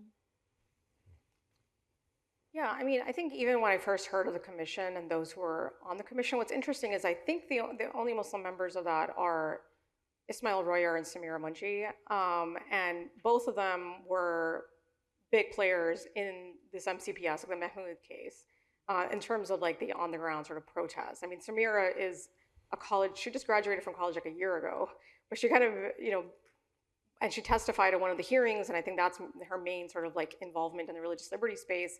And so it was interesting to see her appointed to the commission, along with Ismail, who was also behind this. And so for me, it was I feel like the Religious Liberty Commission there's also the anti-Christian, discrimination task force, right? So a task force only dedicated to religious, discrimination, but very specifically only when it comes to anti-Christian issues. There's been previous commissions in the previous Trump administration that we saw, for example, the unalienable rights. These sorts of different things that to me is just a lot of, which the idea of unalienable rights kind of goes back to, for me, I was thinking about the various Supreme Court arguments and the way that in the LGBTQ religion conflict, it's kind of talked about as religion always trumping LGBTQ rights because it's in the First Amendment and it's considered unalienable or inalienable versus something that's newer. like for anti-discrimination, et cetera. And so for me, all of these are just signals. They're just sort of like political symbols and sort of that tell us that that Trump is telling the Americans that I value religious liberty. I'm standing up for this. I'm very specific about what I think religious liberty is and for whom it should be protected. And to the extent that I'm including these Muslim members of it, it's because, again, they're thinking about it in the same way that I am. And so for me, it's not a surprise that when you see internal dissension now on a topic that it doesn't align perfectly with that, that you're going to see, that you are going to see that dissension, that rupture. Because I think that to begin with, it's very symbolic and limited in the type of religion and religious liberty that's trying to protect. Yeah, I think Trump cares nothing about religious pluralism, and whatever noise or signals that come about in the other direction are just performative and symbolic. And I mean, I mentioned Hauerwas in my opening comments in passing. Just go back and read Hauerwas from 25 years ago to see the dangers and the pathologies of what Hegseth is doing at the Pentagon, and this mixing of nationalism with Christian faith and a kind of divinely inspired determinism. It's all very worrisome, and I don't think there's any sort of subtlety or hiding about what they're trying to do. And I would only buoy that briefly by naming that the pattern this administration has been bringing many, many pastors in to pray for Trump or to participate in a worship service, but not to be part of a more robust faith-based office of community engagement of the various kinds that have happened in the last 25 years or so. So there's, again, this performative impulse that John has named. And I think also one of our friends came through town recently, Marshall Gans from the Kennedy School, and he said, each campaign last time spent time at the Kennedy School, about 1 week apiece. And I couldn't walk away not believing deep down that what motivated the Trump campaign this time was the conviction that people are under siege and we're going to push back. And what motivated the Harris people this time was the sense that even though they wouldn't say it this way, they were ultimately telling us what to believe. And we don't like to be, democracy's on the line, democracy's on the line, and therefore. So I don't know, my sense is, knowing how people even on that commission, that there's a lot more that is performative than formative, and that they're not doing all that much to build a rigorous case for religious pluralism. Jacob Rabushkin from Inside Elections. Thank you. Both of you kind of touched on. We have it? Yeah. Carlos? Yeah, great. You got it. Both of you touched on kind of the shifting and somewhat unexpected coalitions that we've seen on this topic in recent years, whether it's Laura Ingraham and Muslim parents in Montgomery County, or Paula White and Robert Jeffress kind of behind Trump. And I'm curious if you think that to what extent those are durable coalition changes versus kind of marriages of convenience about a specific issue like childhood curricula or an individual like Trump. And when that issue and that individual are no longer front and center, those coalitions will break apart and reform in other perhaps unexpected ways. I think in some cases they're durable. I think to the extent that you have religious liberty advocates who are, sticking their neck out there and help and building. I mean, well, I guess the question of courage is different. Depends on ultimately what they're serving. Is it their ultimate goal in terms of their own interest or what? But I think that there is this narrative now that has become. I think Robert Jeffress, I saw a pretty different sort of market shift in his rhetoric. And from there was a point where he's even written in one of his books that religious liberty is going to be the downfall of America because it's creating legitimacy for extending legitimacy to beliefs that are false and et cetera. And then later, many years later, I see him on TV saying the line that, for example, the Becket Fund is very well known for, that we're all in this together. Religious liberty for one is religious liberty for none. Religious liberty as a legal concept, forget the social cultural part, only works if you understand that all of our rights are interlinked. Because if you're going to bring a claim in court to restrict the rights of one, that ultimately that same change of the jurisprudence will then be applied to every subsequent, in theory anyway. And so I think I feel like that's really become durable. That's become an understanding of just how the law works, that you have to be careful about what you're arguing for legally, because it will be extended to your own claims when it's time, when you're the one in front of the court. But in terms of these other political coalitions, like in terms of, well, who's being invited on various TV shows and or like the way that people are being talked about, I think that that's fragile. I think that, I mean, we're already kind of seeing it again in terms of the resurgence of this idea of Islam as a dangerous political ideology and the types of claims that are, the anti-Sharia caucus and things that politicians are very comfortable saying is just going right back to where we were before. So I think that's very fragile. I don't think Paula White and Robert Jeffries are going to be long-term besties, but I do think that the kind of networks and relationships that are forming, especially among younger people, are going to be less determined by political affiliation or even religious affiliation. I mean, I don't, 2 generations ago, it meant something to say you were a member of the Methodist Church or the Presbyterian Church. I just don't think people care anymore, for especially younger people. What they care about is what's the vibe of the place and who are the people and what are they doing together.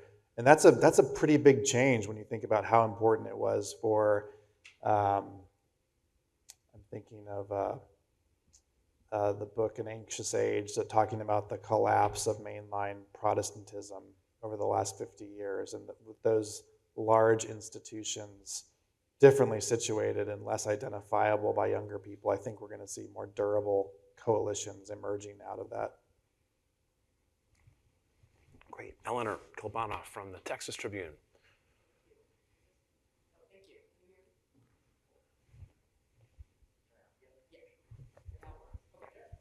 Thank you guys for this. You mentioned this a little bit, Asma, but I was hoping you could expand on it. I mean, I cover politics in Texas. We have seen, especially with in the lead up to the election a couple weeks ago, just a real escalation of like anti-Islam rhetoric. And I think I struggle, like we had like multiple attorney general candidates talking about, like saying like Islam is incompatible with American values. I mean, including people who are almost certainly going to become attorney general. And I'm curious, like, I struggle with how to separate the rhetoric from like what is meaningfully legally potentially at risk here, or like potential, like what the potential impacts of that are. I mean, we have like all of these candidates in Texas talking about banning Sharia law, a thing that they passed a law 15 years ago to ban. So, that's just rhetoric that, is sort of for the sake of politics. I'm curious, like from a legal perspective, what you see is the impact of this sudden escalation. Yeah, I mean, so with banning Sharia law, there was this previous attempt. I don't have all the numbers, but I think it was at least like 43 states that had, actually or attempted to pass these anti-Sharia bans at one point. And the actual impact of that is religious arbitration, like a number of different religious groups, Christians and Jews and others, use arbitration to handle various matters of personal law or sort of personal matters, whether it be sort of like marriage and divorce. Again, and what are the terms of the divorce, for example? And ultimately, so that's what it impacts, to the extent that those decisions in the arbitration context then can only be enforced once a civil judge actually rules on them. And before the civil judge actually is willing to enforce a particular decision, it reviews them for procedural and substantive fairness. And there was a point that I thought that we were kind of past this point, where there was like this point that I was like writing about this, and various things that it looks for example, procedurally, is that was everybody who was involved in the arbitration there, like voluntarily, was there like, was there discrimination involved? What were the terms of the arbitration? And then also substantively, like whether or not whatever was decided actually comports with US public policy and the US Constitution. And then and only then, once these various things are checked for, then the civil court will enforce that decision. And there were cases in which there were courts that were saying that because this decision was based on Sharia, then therefore the court is not going to enforce it. And so those are the contexts in which it begins to have actual like legal effect. And then there's also, I know that a lot of what's happening in Texas is in response to the proposed community by the East Plano Islamic Center, kind of like a mega mosque, and they're building these like developments around it. So to the extent that that development will be challenged and held up, just in terms of its like right to build based on these claims, again, that would be then a claim under the various like land use protections and free exercise more broadly. Touch that one, John. Great. All right, let's get one more question and then we'll take a break. Kelsey Dallas, let's go to this blog. But previously, Deseret News for 11 years. Yeah, sorry, I'm back. Another question. The Washington Post recently had a column that was titled "Why America Needs Evangelicals on the Supreme Court and More," and it was actually talking about the crisis of lack of trust in institutions, saying that evangelicals might trust the institution of the Supreme Court more by having an evangelical there. And also, I think the idea that an evangelical of strong moral character would just help an institution do its work well. But John, I was curious, well, both of you can reflect on this, if there's really any significance in the idea of an evangelical Christian becoming a justice when the court in recent years has ruled for evangelical Christians in several high-profile cases. So what would the addition of this justice really change on that front? And then also more broadly about how does seeing yourself represented in an institution affect your relationship with that institution? That's so interesting. I mean, it is an odd fact of the world that we have 7 Catholics on the court, or 6 or 7, given, right, yeah. So it's fascinating. I don't get the sense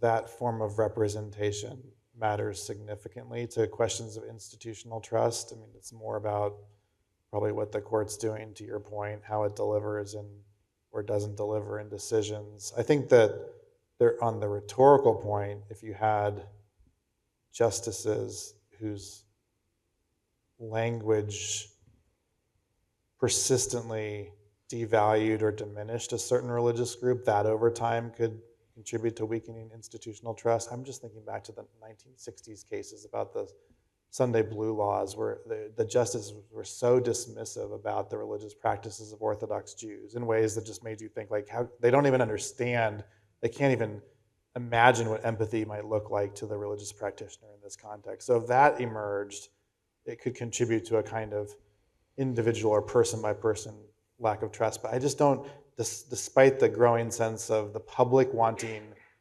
personas and heroes in certain justices, I just don't think that's the way the court is set up to work. I'll just say one thing, which is just in the presence of 17 journalists. You know, if there were going to be an evangelical constitutional law professor turned Supreme Court justice, who better than, let's just say, the guy who has a new podcast. So just something to think about. If you need a headline, there's one. All right, let's break and be back in 15 minutes. All right, thanks everyone. We want to basically make this next hour the same engaged dialogue. So over to you. Is there somebody who has the first question? I didn't tap anybody on the shoulder, so I don't actually know. John's wonderful phrase, legal stability and cultural fragility, is echoing very much in my brain. But who wants to get us started?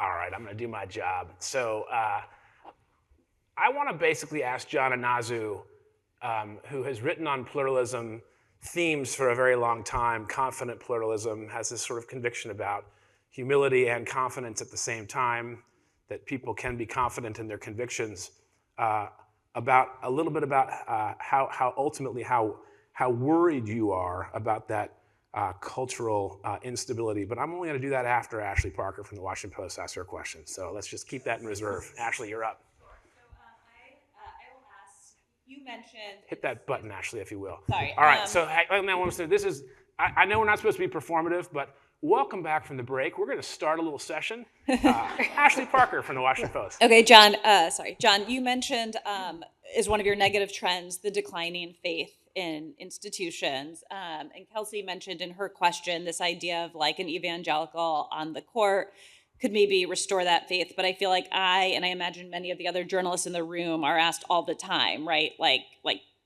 hair on fire, in despair. What do we do about the declining faith in institutions? And I don't have a good answer for that. So I'm curious what your answer is, what both of your answers are. I don't think there's a short-term fix. So when I have these conversations, the people I am most interested in are the ones who have a 20-year plan to rebuild institutions. And not all institutions are flailing right now. It seems to me that Hillsdale and some other places are doing pretty well. But I think the combination of legacy institutions, elitism, and expertise is another one, right? Expertise has been so belittled. It is a pejorative, right? And even when I started teaching law 15 years ago, it meant something. I could weigh in on a legal issue, and just my affiliation as a professor at WashU was enough for credibility. And now, people are going to ask some influencer more what they think about a legal issue than they are me. And so expertise has become a pejorative. So how do you counter this trend when it has to do with essentially matters of formation? How do people come to understand, engage in, and participate in institutions? So for younger generations, I think they're just going to have the experience of building in, investing in, being disappointed by institutions, and then realizing that they still need them after all. So that's why, and then if we can model and build healthy ones over time, then in 15 years we might have an upswing. But I think we're going to be in for a long stretch of these weakened institutions, and there are going to be massive social implications for that reality. Yeah, I mean, I think of this like through the lens of various studies on like the legitimacy of the court, for example, and the types of things that sort of shore up the legitimacy and things that don't. So there are studies, for example, and I kind of think a lot about rhetoric. There are studies that find that when Supreme Court justices are out in public and various, off-bench rhetoric, it's called, and sort of talking about like the role of the court and how they decide cases and et cetera, that it actually helps people believe in the court more. These studies tend to make a sort of distinction between approval and acceptance. And so approval is like if you actually, or agreement, right? Agreement is like if you do agree with the court's result versus whether you're willing to accept it, even if you disagree with it. And so in that space, I kind of think about like what can be done around judicial rhetoric. And so one study that we're going to be doing at Aspen with a social scientist who does a lot of these like court legitimacy studies is kind of thinking about, again, what happens when the court writes its opinions and explains its opinions differently, and specifically how journalists will respond to that, whether they will report on it differently, which in turn, journalists as cultural intermediaries, like the source through which Americans begin to understand what the court as an institution is doing. So just kind of playing around with that, like kind of like what are the different tools that we can proactively kind of like uncover that can help the court as an institution sort of build up its legitimacy.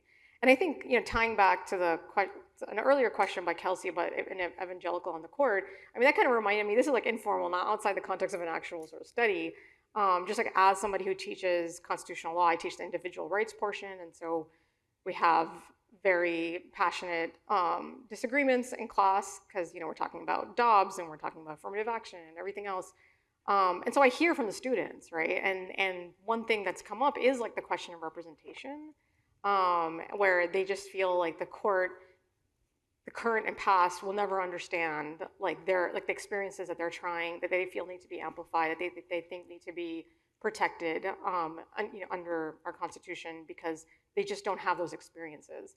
And I try to explain to them that there's a way to help justices, even if they themselves are not trans or X, Y, or Z, that they can still understand those experiences even if they themselves are not representative of that.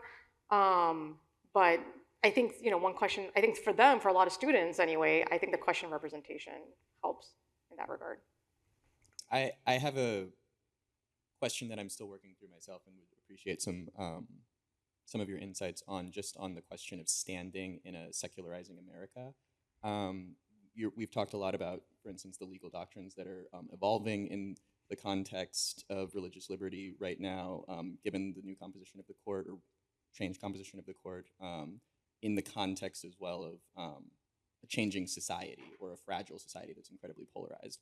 This is also, even though we've seen religious practice increase in some subcultures across the country, across religions, it is still a society that is by and large secularizing. Even as people, for instance, increase their identification as a Christian, they're not increasing their religious practice in many cases. And I would just appreciate, how are those social trends, in your view, impacting the ability of religious movements, religious communities to both literally bring some of these cases, and then also how is that impacting the doctrines that are coming out of the federal courts in this context, where on the one hand, you're seeing often political movements that are maybe taking up the moniker of Christianity, Judaism, Islam, other religions that might not necessarily have the traditional monikers of what we would call a religious community or religious practice.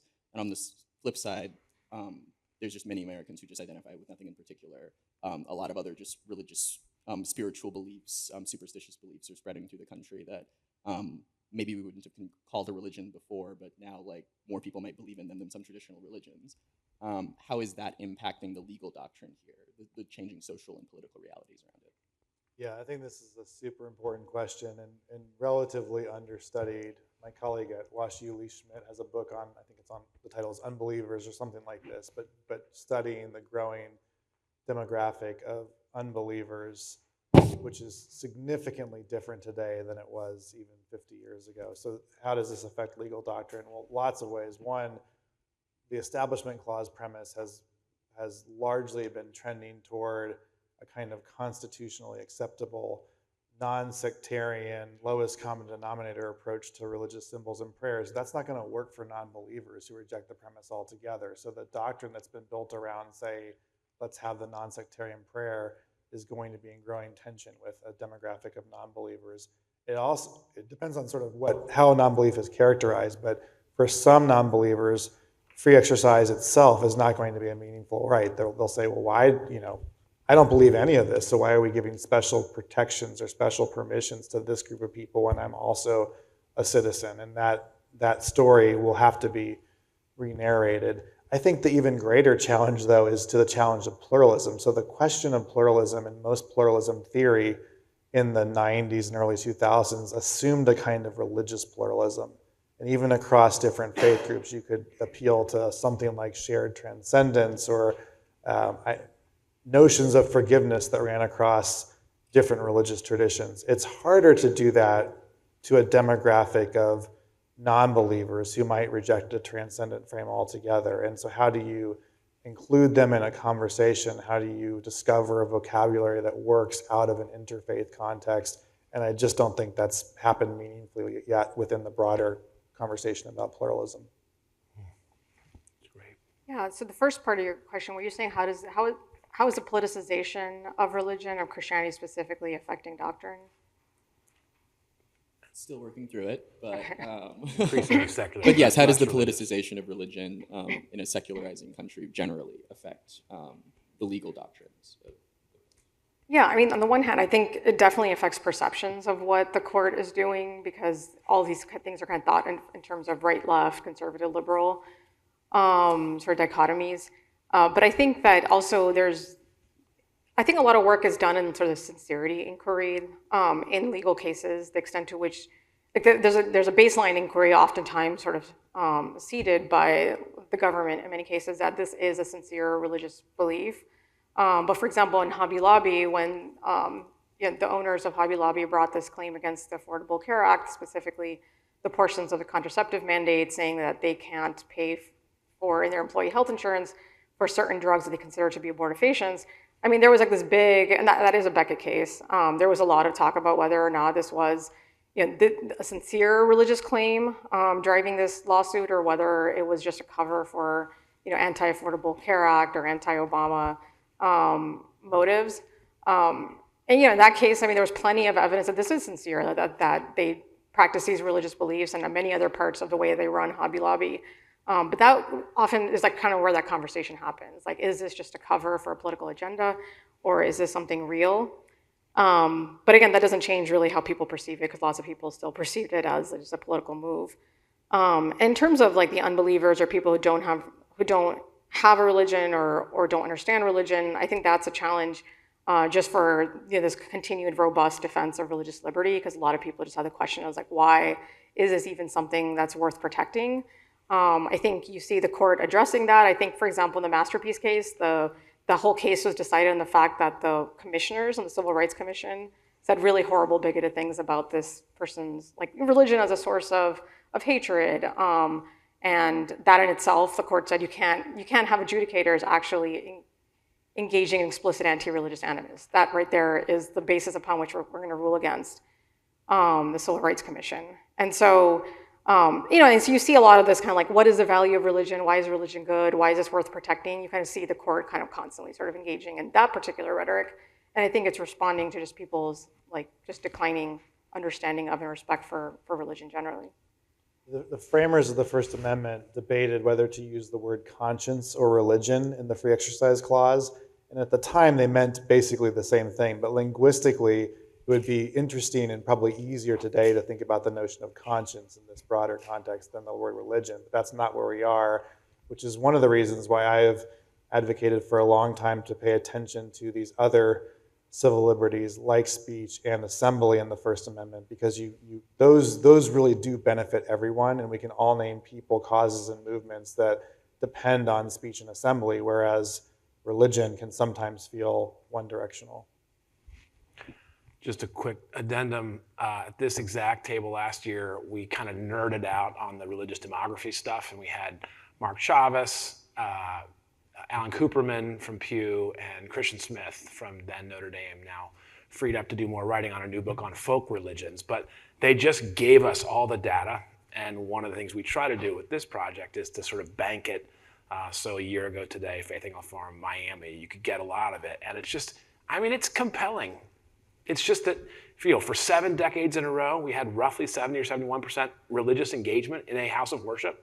And then in the year 2000, 1930 to 2000, after that, it started to decline. I think the numbers are familiar to a lot of us, but it's like 48% religious engagement today, and that's just a cataclysmic drop. And you can see it across denominations and traditions. So I think that's one of the same puzzles that a lot of us are swimming in, whether as journalists or whatever else. Just that, like, we're a less religious country than we used to be, and the room for what comes next. And the last comment I'm going to make, go to Miranda Kennedy from Vox, is just that Peter Berger, right before he died, had this great line, and he said, I thought that the opposite of religiosity was secularism. That's what I assumed, But as I look at Europe, and as I look at more places around the world, what I actually see to be the case is that the opposite of religiosity, like fervent together religiosity, is pluralism. And that's the sort of better landing pad, and that's what he wanted a lot of us to try to build a case for. Miranda Kennedy from Vox. Thank you. Thanks, both of you, for this. I wanted to just go back to the question of institutional decline, because I guess I'm interested what you think. I feel like all the conversation on this is about how young people just need to get with the institutions. And I wonder if we're now at a point where the institutions need to change, and what you think about that, like if and how institutions should be changing in order to meet the space where we are, where trust has fully declined / gone. I know you were talking about this a little bit, Asma, with the Supreme Court, and I'm curious with that, but also other institutions, like how you see them needing to kind of revitalize or open up. Yeah, probably both is the answer. Some institutions need to change, some need to die, some new ones need to be built. But it usually takes an institution to beat an institution. So I talk with a lot of younger protest type folks, since I study protests, and protests can often harness public consciousness, but they almost always require institutional work to enact meaningful change. And that, I think, is the challenge, to move from passion and care to the 10-year plan or the 20-year plan. I'll tell a lot of undergraduate students who I talk to, yes, you care about all of these issues. Pick one that you're going to spend the next 10 years learning really well so that you can work toward change. And I think that's the, some of the people presently in power are very smart about this, and they know that institutional power does and maintains a lot of work, and they also know that it's going to take institution building to beat them, which is what I think has to happen. The other challenge about institutions is that they are the way in which habits and traditions and practices are carried forward. This is sort of an Alistair McIntyre point, but without institutions, collective efforts can often fizzle, and institution building is really hard work, and it because it relies on human beings, and human beings are selfish and sometimes oppositional, and I think a lot of people sometimes they don't have the money, which is an important part of this, and sometimes they don't have the staying power to be in the mess of but this is not, I don't think this is a story of the young people need to figure out the importance of institutions. I think it's more of a blend of a lot of things, including important institutional reforms. Now, how you do that with some of these legacy institutions with unbelievable endowments, I don't know. I mean, maybe start taxing them more. Yeah. Don't tell my president I said that. But. I'm not sure. I think that's definitely been like kind of the new kind of challenge, the new trend that I have to still think through. But so much of this, and I see this not just among young people, but I see this among other reformers as well, who are just thinking, why are we trying so hard to save certain things when those things are inherently problematic? I think a couple of us were in a cohort where somebody made this comment about democracy. Like, why is it that she's from a community that has often been hurt by democratic institutions. And she's like, well, the move should not be necessarily this is the thing that we need to save, but how can we rethink it in a way that just serves Americans better? So I just wanted to rename that, but I don't really have the answers as to how to do that. Tim Alberta with Atlantic. Good morning. This almost feels redundant now given the conversation of the last several minutes, but I'll just piggyback a bit and ask this. Like many of the journalists in the room, institutional decline is sort of a hobby horse. I taught a seminar series a few years ago at UChicago. I'm in the middle of an academic year fellowship right now at University of Michigan studying institutional decline and institutional illegitimacy. And the thing that really strikes me pretty consistently is that we spend a lot of time talking about the decline of trust, and we spend a lot of time talking about the need to rebuild trust, but we spend very little time talking about the very real reasons why trust declined in the first place. And I think particularly among younger Americans, they feel gaslit because they look around and say the church has failed us, law enforcement has failed us, the media, Lord knows, has failed us, right? Like there are very real and compelling reasons for the decline of institutional trust. And it feels almost like we're whistling past the graveyard a little bit at times in these conversations, if I may say so respectfully. And I'm totally fascinated to hear what both of you would say about this, because I wonder, as someone who studies this, writes on it, thinks about it constantly, whether we've skipped a pretty fundamental phase of the process here, which is to acknowledge the ways in which these people are justified in no longer trusting these institutions. Yeah, no, I completely agree. I did have one sentence in my opening comments that did point to this. So, but you're absolutely right. I mean, the massive scandals we've seen, the ineffectual leadership we've seen. Part of this, there are very few institutions that come to mind that actually have a soul anymore, that can actually name a culture and a coherent mission. And absent that, your survival mode is just reacting to the next thing, and you don't actually get to do the work of formation or change.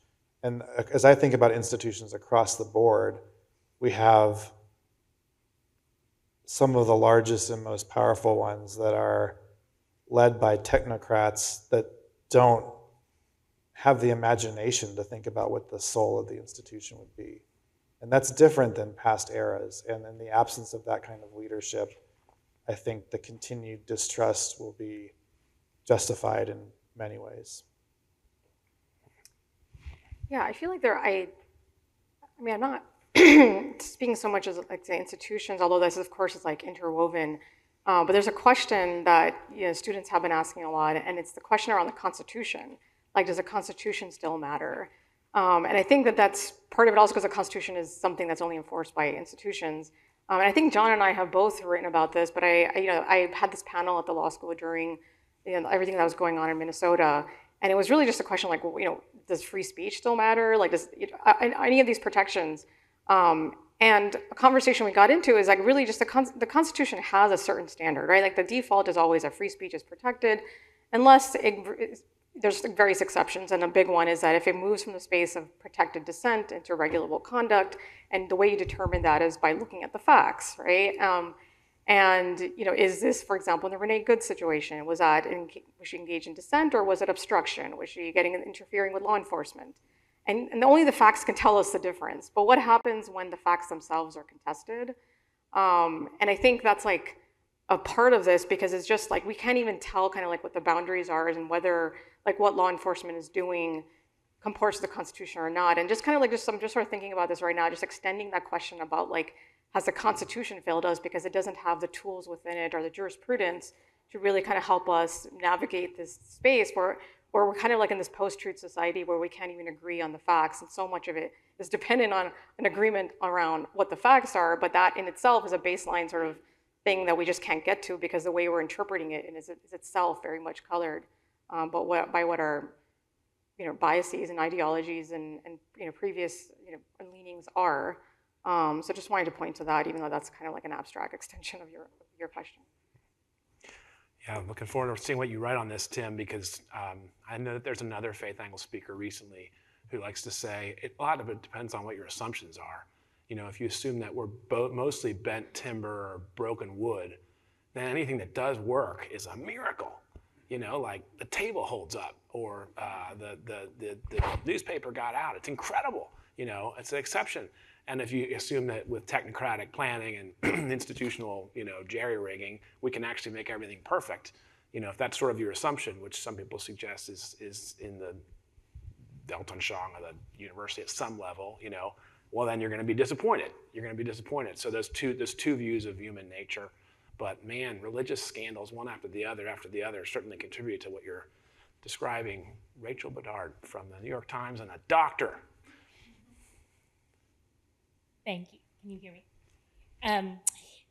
To piggyback again on these sort of themes around institutional trust, lots has come up that's made me excited for our conversation tomorrow about the relationship between declining trust and faith and science. But I wanted to go back, John, to what you said about, you sort of blew through like declining trust in institutions, concerns about elitism, and declining faith and expertise. And I guess I'm interested specifically in the conflation between elitism and expertise and the way that that dynamic sort of informs the declining trust generally, because it does feel as though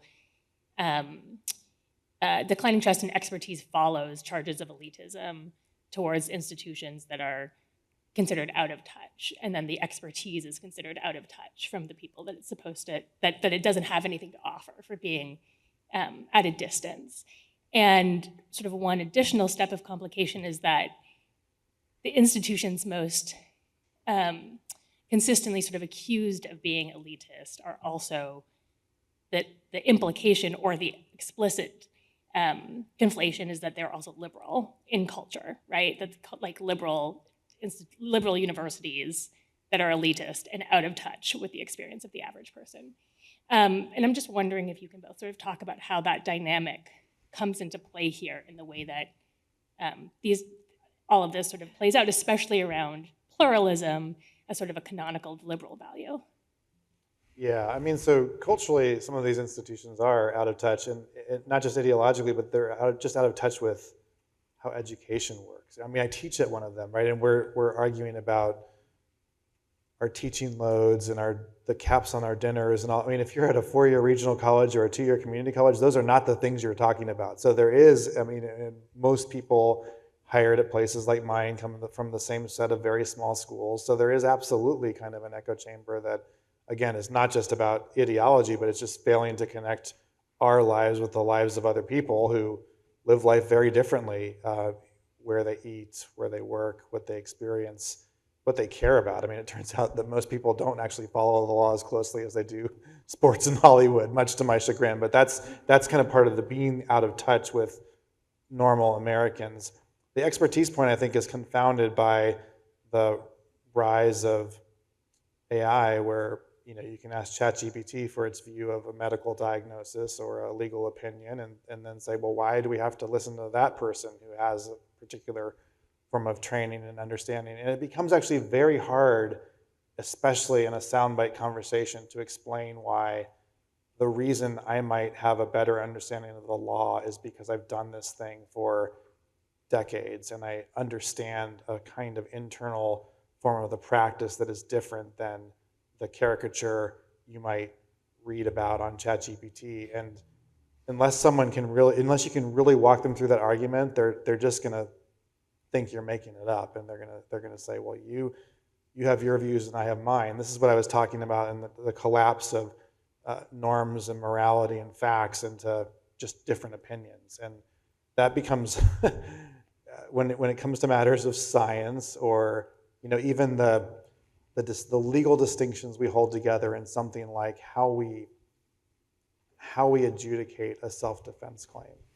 We do that as an alternative to street violence. And it doesn't mean we always get the results right, but it's a much better system than the alternative. And the system depends on a kind of trust in expertise and trust in institutions. And once that's gone, we are in a very different story.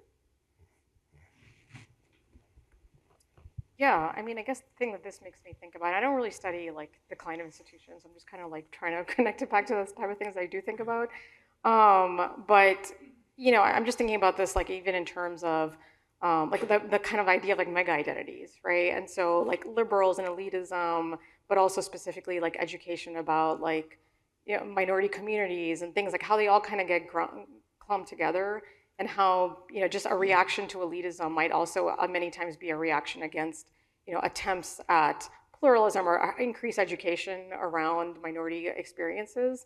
A lot of the times when you're in these spaces and you're talking about bigotry and discrimination, et cetera, it's always like proposed, it's oftentimes was and continues to be proposed that one source of like responding to those concerns is education.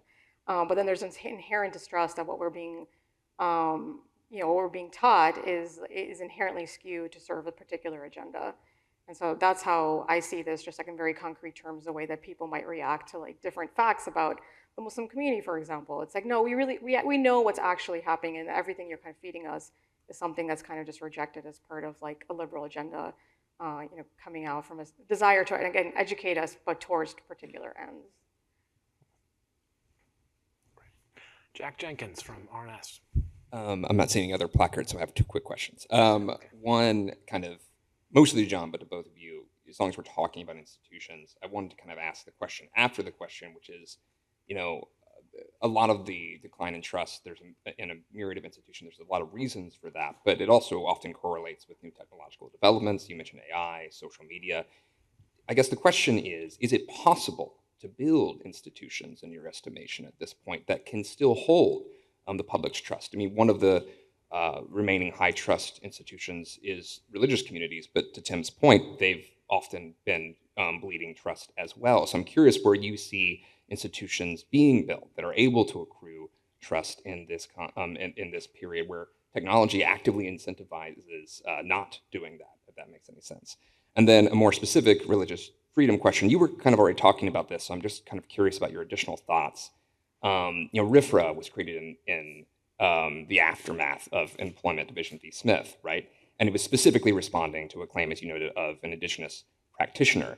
But indigenous practitioners have repeatedly tried to invoke RFRA in front of the Supreme Court and often lost. While we were talking in the previous session, there was an emergency religious liberty application filed by the Apache seeking the halt to the land swap of the copper mine in Arizona. And they've sued both administrations on this, both the Biden administration and the Trump administration. So I'm curious if the structure of the way we've set up religious liberty legally in this country, are there religious traditions that just inherently struggle more to find legal representation or legal victories, even when lawmakers pass laws that are designed, at least on paper, to benefit them and to allow them to enjoy the same freedoms as other religious practitioners in the United States?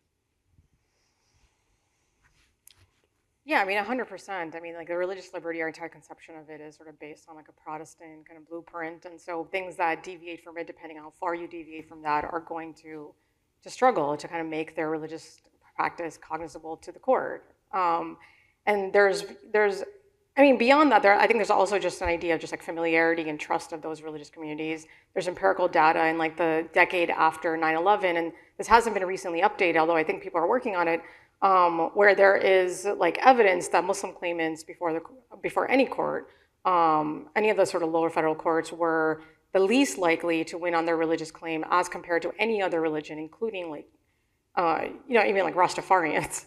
And it was just like the extent to which like judges as humans are going to be the vessel through which various biases are going to come to play. And a part of this, I mean, as these like researchers are trying to reason through this, is like a lot of the Muslim claims were coming from Muslim prisoners. I mean, I think still today, but certainly at the time the study was done, Muslims are not bringing the type of like cultural war issues, for example, that other groups bring. And so especially when you're kind of looking at claims that are coming out of the prisoner context, I think that in itself kind of like, again, overlays assumptions about violence and safety and et cetera, government control, deference to the government. And so absolutely the empirical data points to differential treatment and that certain groups get different treatment. I think my entire theory on interest convergence is also precisely based on that. Like the extent to which you can win your case can oftentimes depend on the extent to which you can make it familiar enough. I mean, there's like the political part of it. It's like, is it ultimately going to serve an end that people in power, especially for example, the supermajority on the court, is already very like inclined to rule in favor of, right? So can you kind of make is this claim going to serve that bigger goal? But also it's like, can you talk about it in a way that is familiar enough to justices who, and to judges who by and large are only familiar with like Christian examples. So the answer to that, is yes. I think that in the Native American context, it becomes even more complicated because there is questions just about like government land and then that sort of balancing that happens between the government's interest and the interest of the religious claimants. I think is a lot of the tension is there. It's not just the lack of familiarity, but I think it's also just like, how do we navigate that particular balance? On the institutions, I think the institutions that are doing it well are those that recognize that human relationships take time and that trust takes time to build and is easily broken. And so I think about, this group is a kind of institution in the way that it is formed.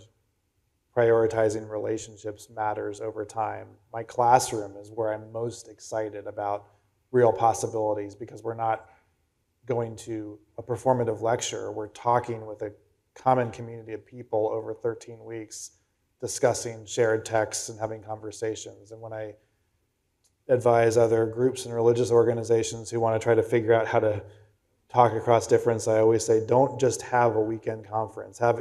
Commit to a 4-week or a 6-week or an 8-week reading group where you're going to come back to the same people over and over again. And that's the slow work. It's also very hard work to scale. So I think the best institutions right now are the ones that are thinking locally and relationally and proximately and then playing a very long game.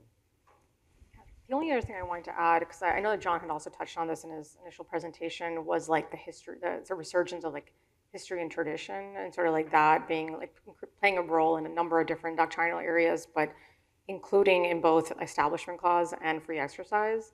And the way that the court is kind of looking to history and tradition to guide exactly what are the parameters, for example, of what should be, what is not establishment of religion. And that kind of just is an obvious also other arena in which religious minorities or newer religions or religions, for example, like many slaves were Muslim, but to what extent was their religion something that was understood or seen? Was it visible in the public space? Was it something that the founders ever had any interest in protecting? And so I think that's another space where it's kind of constrained, where it's like the extent to which necessarily history and tradition is going to cut out non-Christian practices. And it's not to say that you have to throw out the history tradition analysis, but it's really just an expansion of it to begin to understand that there are certain other practices and other religious histories in this country that need to be part of that analysis. Great. Let's go next to Will Salatan from the Bulwark. But let me just say, Rachel, Megan, Michael, Dilshad, Sabrina, Haley, there's a little room in the queue if you want. By the way, any of those people, if you want to go ahead of me. Okay. I want to ask a question about the courts as an institution and in the context of all this polarization. So we're in this era right now of, there's sort of an authoritarian trend from the government, and then there's resistance that's formed in opposition. So we've got this polarization going on.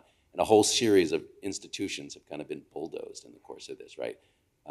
The executive branch, the Justice Department, is now just sort of folded into being an instrument of the president. Inspectors General, Congress has basically capitulated. We have pressure on, we have the president's friends buying up media. The one institution, so I want to ask you guys basically about the courts. How well are the courts holding up under this? We have, obviously the president is sort of trying to publicly pressure the courts to, if you vote with me on tariffs, you're pro-American, and if you vote against me, you're unpatriotic. I have plenty of friends on the left who believe the Supreme Court is just a tool of the president. The president has appointed justices. They do whatever he wants. They would cite the immunity decision as an example of that. But you guys deal with this over the course of history, over the course of time.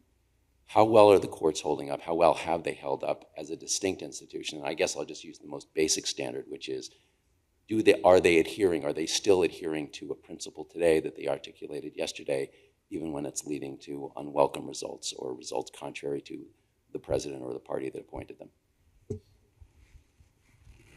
Yeah, before I answer that question, I would also say the military is largely holding right now, which is also important in our democracy. So that's another institution to keep in mind.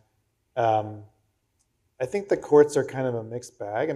The Supreme Court has always been political, and so the fact that it remains political should not be a surprise. It's not entirely political, and I think that some rhetoric from the left that would delegitimize the entire institution is pretty counterproductive right now. And there are more complex decisions across a range of issues. The lower courts are also more interesting and probably need more attention. Look at Judge Schultz in Minneapolis, right? A conservative appointee who is helping lead the charge to stand up to pretty egregious actions from the Justice Department and unprecedented claims on the judiciary. So the Supreme Court is important. The lower courts are also super important, especially when it comes to things like emergency injunctions and the kinds of actions that need to be followed in time-sensitive ways. So I would say a mixed bag, but certainly the institution matters, and it's worth continuing to promote its legitimacy rather than to take it down with everything else right now. Yeah, there's like a number of studies. So when you're talking about the courts, oftentimes like the way the studies will be done in sort of mapping the decisions and like how politicized they are. They look at who the judge was appointed by, right? So Republican. So usually recent studies have been broken down by like, is it a Democratic president who appointed that judge? Is it a Republican president, like a non-Trump Republican president who appointed the judge, or is the judge a Trump appointed? Is he or she Trump appointed? And so, for example, there's a number of studies in the religious liberty context where this has been analyzed. And there's a paper called Free Exercise Partisanship, where specifically the researcher looked at pandemic era cases. So cases in which there were religious liberty claims against a particular, like the state, saying that the COVID regulation shouldn't apply to the religious congregation. And found that Democratic appointed judges always voted in favor of the state and not for the religious claimant. Non-Trump Republican appointed judges was a mixed bag. It was around I think 50% of the time voted in favor of the religious claimant, and the Trump-appointed judge 100% of the time voted in favor of the religious claimant. And there's been similar other studies, like looking at sort of more Christian conservative claims versus like minority claims, and have found like similar patterns, that a Trump-appointed judge is most likely to rule against the minority claim, but in favor of the Christian conservative claim. And so I just want to, like, the first thing I want to do is just sort of, it's not just courts, but it's like who's on the various courts and what their origins are that I think are, that matter. And in the religious liberty studies that I've seen, the extent to which someone is Trump appointed absolutely seems to always weigh in favor of what the Trump priorities are. And so to the extent, especially in the first Trump administration, that religious liberty was being trumpeted in a particular way and as a very important priority, you see the lower court judges like ruling accordingly. Sabrina Rodriguez from the Wall Street Journal.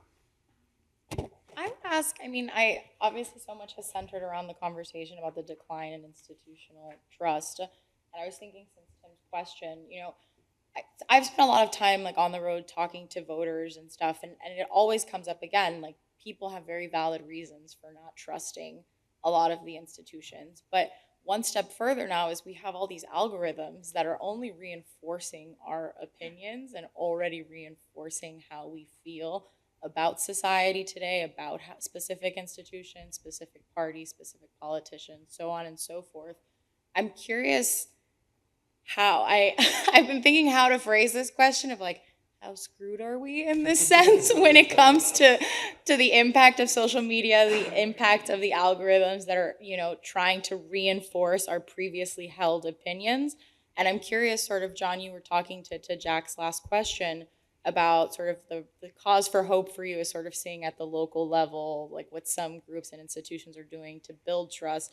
Are there any examples of that success that you're seeing? And yeah, I guess, is there cause for hope here of how to kind of rebuild some trust or build it from the ground up? When you threw in the social media dimension, you stacked the deck against hope here, I think. I'll just answer that first experientially. I teach at Washington University, which is a fairly progressive and elite place, and most of it is just super normal. It's students learning and teachers teaching and people trying to live their lives. And every once in a while, something wacky goes down and it gets panned in conservative media. And through that lens, I know lots of people around the country who think I am just in this dumpster fire, right, where nothing is functioning and it's total liberal chaos all the time. That's just not true, but their experience of it is that way. And so how do you mediate trust across different epistemic communities when faced with the algorithmic challenge? I don't have a good answer to that, but that's part of what has to happen in the quest to restore institutional trust. And that it touches on Will's question about the Supreme Court and lots of other places as well. How do you gain and legitimize advocates who can speak to the home team about that other thing in a more realistic, charitable, and empathetic way?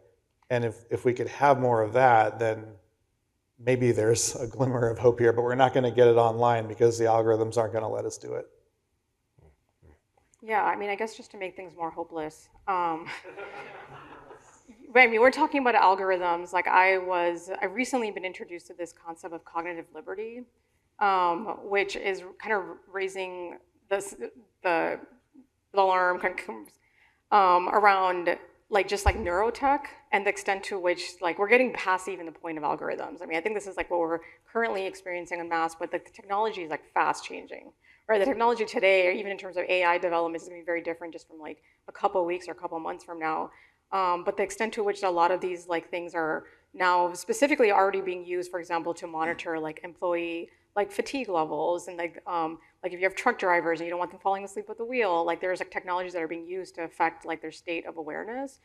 But it's increasingly getting to a point where it tells you kind of not just to be when to be alert and what to be alert about, but just the thought processes themselves, which our algorithms are designed to do, right? It's to shape that inner part of you. And so even in this conversation around religious liberty, it's all of it is often talked about in terms of our actions, right? Forum externum. But because it was just assumed that our ideas and beliefs were something that the government can't regulate. So people, like the standard thing in religious liberty is that your beliefs, your forum internum has absolute protection.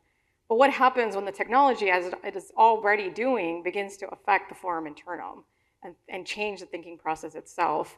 And so I think the hopeless part of that is I think that to the extent that it's in the control of people who are trying to lead to division and dissension, et cetera, that's just going to become even more possible and impossible to counter. But as a tool that can then possibly help us take a totally different direction from where we are now, it can also be really effective at that. Okay. You mentioned earlier that the Smith case set a precedent that favored the state over the religious claimant, and that decision was written by Justice Scalia. I'm curious how you explain kind of the change in the conservative legal movement, kind of given the fact that Scalia wrote that opinion, where the court has moved today. Well, I don't think the Scalia in that case representative of like the conservative movement. Like I think like it's always a surprise. I think there was major backlash. There was a lot of conservatives who were involved like in that backlash and in the enactment of RFRA, the Religious Freedom Restoration Act. There was some hesitation at the time. I think the biggest hurdle in kind of bringing the coalition together were like the Catholic bishops. They were concerned about the extent to which RFRA could be used to support a religious exemption to abortion bans. Again, this is 1993, so it was like post-Roe, but they were already the legal movement that I think many people, the conservative legal movement, many people sort of attributed to Roe v. Wade as sort of like the reason for it. And so they clearly were on this path to overturn Roe. And there was a concern there that if and when it's overturned, that people can then use RFRA to get religious exemptions to an abortion ban, which in fact is what's happening now in terms of religious claimants from various minority faiths bringing that claim.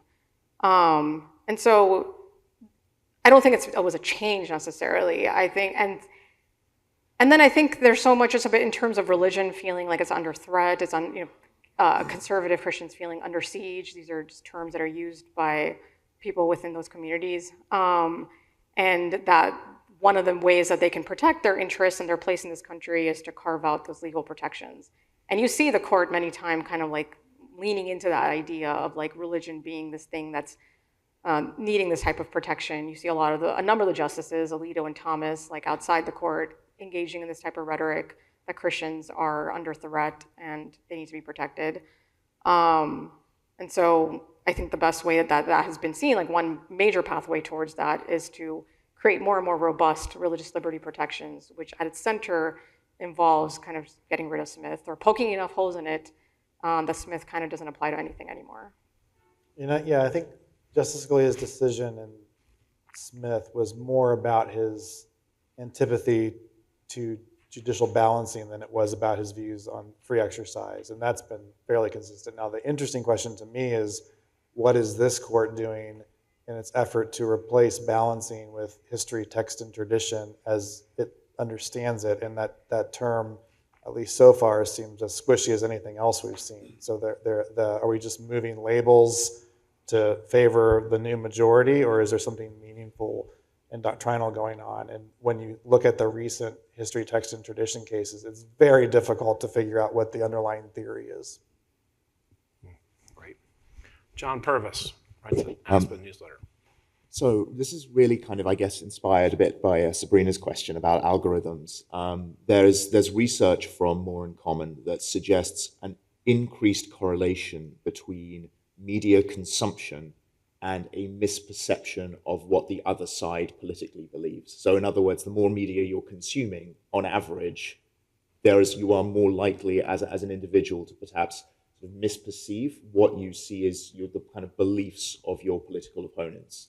And I think one could sort of apply that broadly in a religious context as well, in a faith context. And I guess, to the extent that some of this is because of sort of algorithms and sort of tech companies, perhaps, and incentive structures that reward kind of people staying in a kind of news environment silo in which the media they're consuming is reinforcing their beliefs, and they kind of get a sense of they build a sense of kind of community in that sort of environment.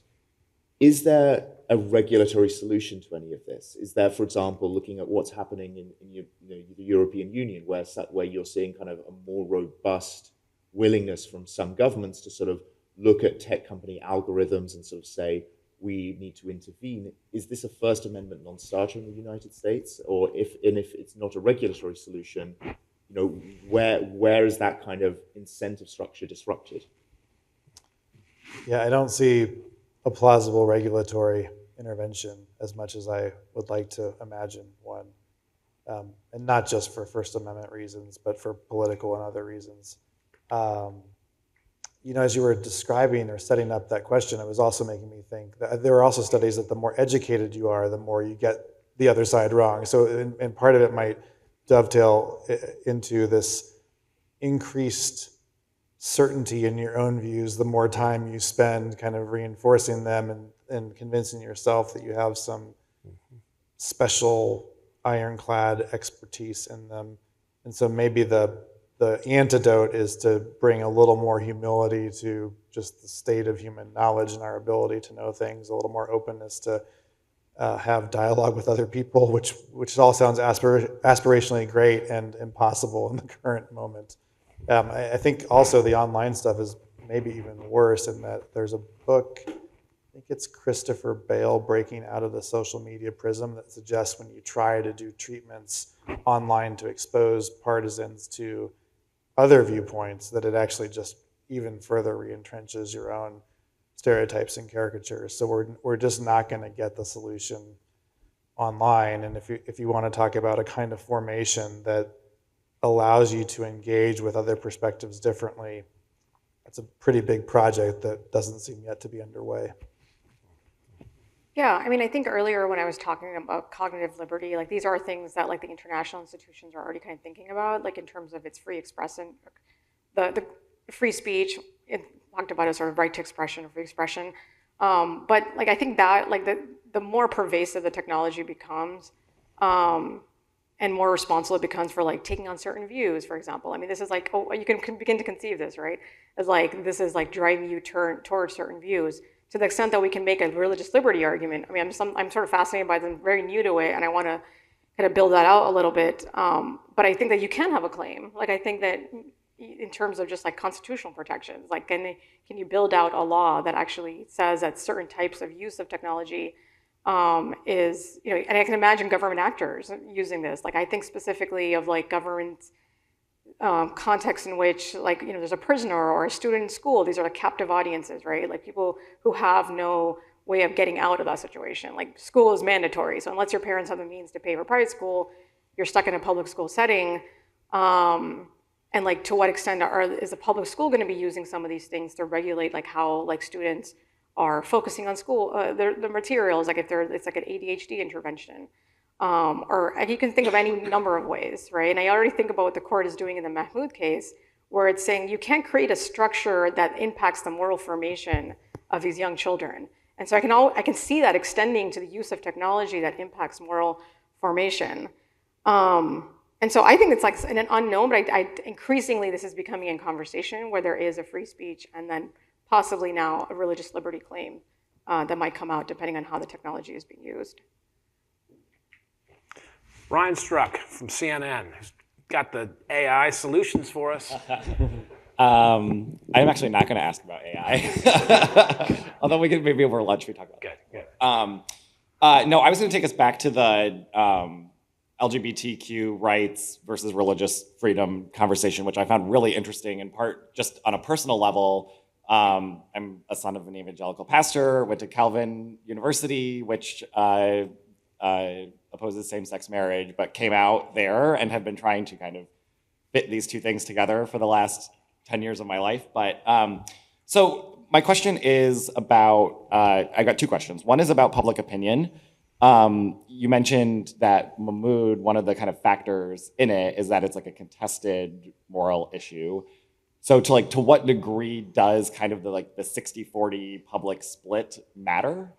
And if we find ourselves in a world where a quarter of Gen Z people are LGBTQ, same-sex couples are becoming more and more common in society.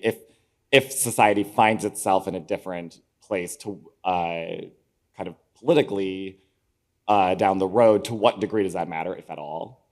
And then my second question was about parallels to other issues. You mentioned conservatives have kind of drawn parallels to sex. Progressives have drawn parallels to race, and you mentioned Bob Jones. Kind of what do you see as the strengths and weaknesses of those comparisons? And are there other issues that you think are better parallels to the LGBTQ rights conversation? Yeah, I mean, I'm curious about John's take on this as well. But I think that the contested moral issues part, I think that's like you see it in a number of these cases, whether it be Masterpiece Cake Shop or Fulton, et cetera, where there is something about like the newness of the issue and the fact that it is still contested that matters. And then if you can just get consensus on it, I think it will affect the legal analysis because, well, for one, I don't know that there are going to be any claims brought to the court at that point, right? Like I think, I mean, it seems to me that they're going to be less likely to win just because I think the way that I think there are problems that people have brought up in terms of the parallel with race that I think are valid, but I think one of the reasons why these things are not accepted when the same objections are made on the basis of race is because we do have reached a consensus that this is something that is not okay to object to. And so on that front, I think that just the nature is like sort of the intermingling of like the doctrine with our social realities and our culture. Like you can't really separate those two. Like just even the nature of like where religious liberty doctrine has gone is dependent on what's going on in this country and the fact that religious people and Christians specifically feel under siege and certain people are appointed to the court who would reflect those views and that's where the law is going. And so the law is necessarily intertwined with all of that. And so I think it will make a difference once we reach a consensus point. But you know, oftentimes when the way the parallel to race is contested is that race just has a very unique, different history and place in this country, given our history of slavery and Jim Crow and everything, and continuing problems around that, that just is not paralleled in any other form. And this extends not just to the question of LGBTQ issues, but also even to like interfaith issues, right? So like there was a series of hypotheticals that were that the court presented to the person from ADF who was arguing the Masterpiece Cake Shop case. And what if it was an interfaith wedding and like the person like turned down that cake? And the answer to everything except the interracial was yes, they should have the ability to turn that down, right? So it's just race is different and all these other things just are not like it enough and will never be like it enough. So I think in that sense, I think that is something that will always be a source of distinction. But I think, again, to the extent that this sort of permeates society and there is consensus, I think for one, you're just not going to see it as a source of like religious objections that'll ever make it to the court. You know, I think on the particular race analogy, it's ultimately going to be a cultural more than a legal question that gets answered. And that'll take some time to sort out. I'm not sure which way it'll go. But as you were asking the question, the example that came to mind, this is maybe about 10 years ago out of California. And there's something, I think it's called the Cal Grant, that was a sort of subsidy from the government of California to attend any school in the state of California. And there was a progressive politician who wanted to say, no more Cal Grants to conservative institutions that discriminate on the basis of sexuality. And it was mostly predominantly white Christian colleges in California that were opposed. And they were kind of losing the political battle until Archbishop Gomez and Bishop Blake of the Church of God in Christ stepped in and said, no, this matters to us too. And that complicated the racial narrative tied to these questions. And then in turn, I think, complicates the cultural questions. So if you have a broad, not just white, multi-ethnic, multi-religious tradition group of people who say race is different than this, then that might pan out culturally. If it's just white conservatives making the argument over time, they're going to have far less cultural and symbolic ground to make the claim. Excellent. Let's do one more question from Jacob, Inside Elections. I'm curious if either of you have any thoughts on the fact that we now have, for the first time, an American Pope, and the impact of having a global religious leader with such a platform and degree of prominence that perhaps an American has never achieved before. at least in that sphere, and one who is from a uniquely American kind of mixed race, transcontinental background as he is. What have you seen from him so far in terms of his impact on kind of how Americans talk about religion and religious freedom? And given that he's only 70 and has the opportunity to have that seat for 20, 30 years potentially, who knows, what potentially could we expect from a religious leader who comes from that particular perspective and connection to America? Yeah, I think the Pope is always an important position to remind American Catholics that the Catholic Church is not about America, and so I think this continues with the current Pope. I am really interested to see how this plays out, particularly, I don't know anything of the specifics, but my hunch is that between Villanova and Philadelphia and Chicago, he had pre-existing relationships with a bunch of non-Catholic evangelicals and other people in this country. So what is the future movement of evangelicals and Catholics together that was sort of a 1990s effort by Newhouse and others? Is there a revival of that kind of movement that's relationally based, proximate to the new Pope? And I think to be seen, but that's an interesting question that's now on the table given a kind of cultural familiarity with an American Christianity outside of the Catholic Church from this Pope. Yeah, I haven't really thought about it, but it seems to me like for all the things we've been kind of poking at in terms of the problem with the American society, I think there's something about the American experiment too, and like the contestation that we continue to have around our rights that I think could be a source of really interesting insights and negotiation at the Vatican as well. Great, and I'll just say too, stick around. We're going to try to have Paul Ellie and Ross Douthit talk about Pope Leo's early, trajectory and traction and potential legacy. I'm told that lunch is ready, so let's just keep it going over lunch if we can. It's the same place where we had breakfast across the hall, and then we'll come back in and regroup at 1 o'clock for a second session before a substantial break this afternoon, evening, to enjoy the space, to get in the sea, to file a story, and then tonight dinner as well. So back in here at 1 o'clock. Thank you both, Asma and John.